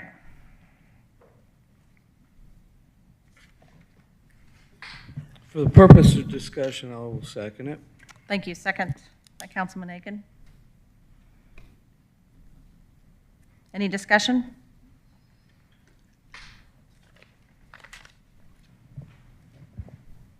I think there's been some outstanding points, Jill, with a lot of them on staff.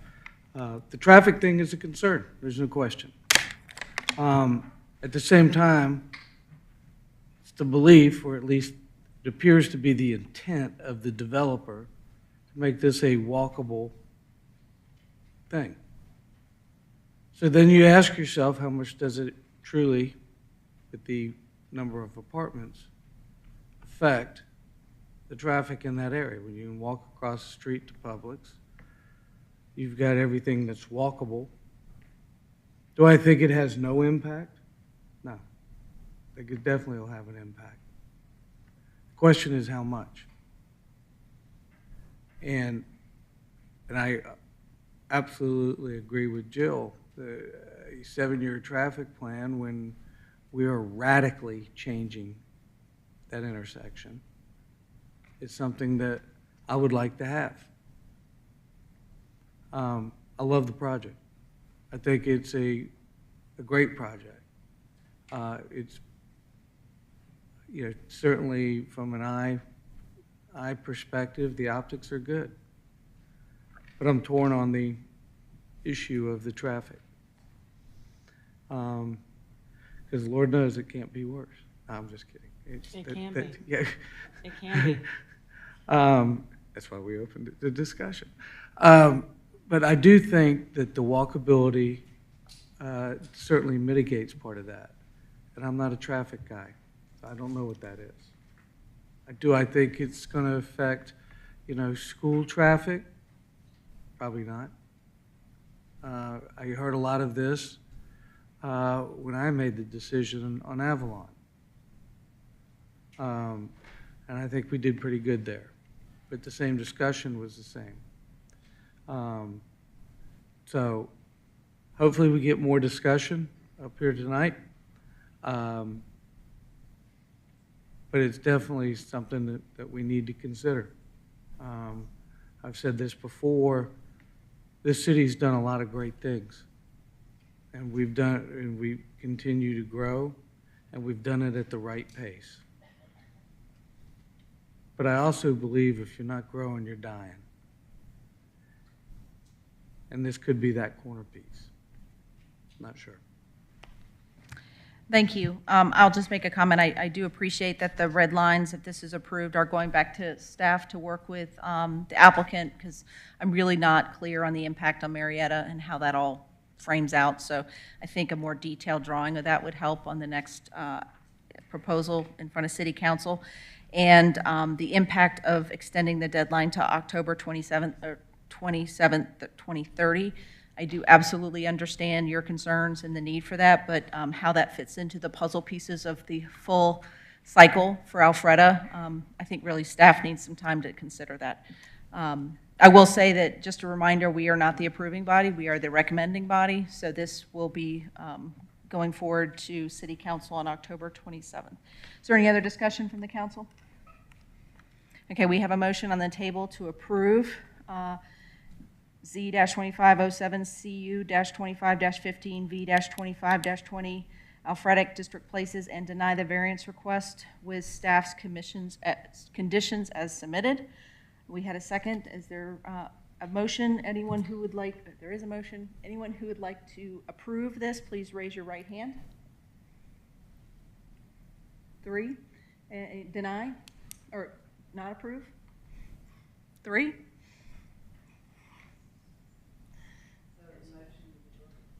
Motion fails. Do we have another motion? It's gonna stop. Well, How long will we be here tonight? well, I did, so your chairman is subbing tonight, was prepared, Robert's Rules of Order. But we need to have another motion on the table. So, and we can continue our, to be able to continue our discussion. I'll make another motion. I move that we approve Z-25-07/CU-25-15/V-25-20 Alpharetta District Places and deny the variance to remove a specimen tree in the setback along Marietta Street, subject to the conditions as read by Mr. Woodman, but I'd like to add that we also charter the city staff to commission a entire city center traffic study as soon as they can. So before we get a second on the table, I'm going to make a comment. I don't think we can put the staff in a position to adjust a budget or add a line item like that. I said request. Request, okay. So what I'm trying to do here is, I have no idea, and I don't even, like I said earlier, I'm not even sure it's appropriate, but if it means moving this ball down the road, it sounds like my fellow commissioners, they have concerns, but the concerns mostly I heard revolved around the bigger picture traffic study. So if we add that to the motion to approve, maybe that will address those concerns. And when that comes about and how it comes about and if it comes about. Okay, stop there. So you've made a motion to approve as presented, deny the variance, conditions as presented, and request a traffic study. Stop. Okay. An So- entire city center study. Entire city center traffic study. Is there a second? All right, hearing none, that motion fails. Need to have a motion. I'm going to make a motion to deny Z-25-07/CU-25-15/V-25-20 Alpharetta District Places. Now I forgot my comment. And deny the variance?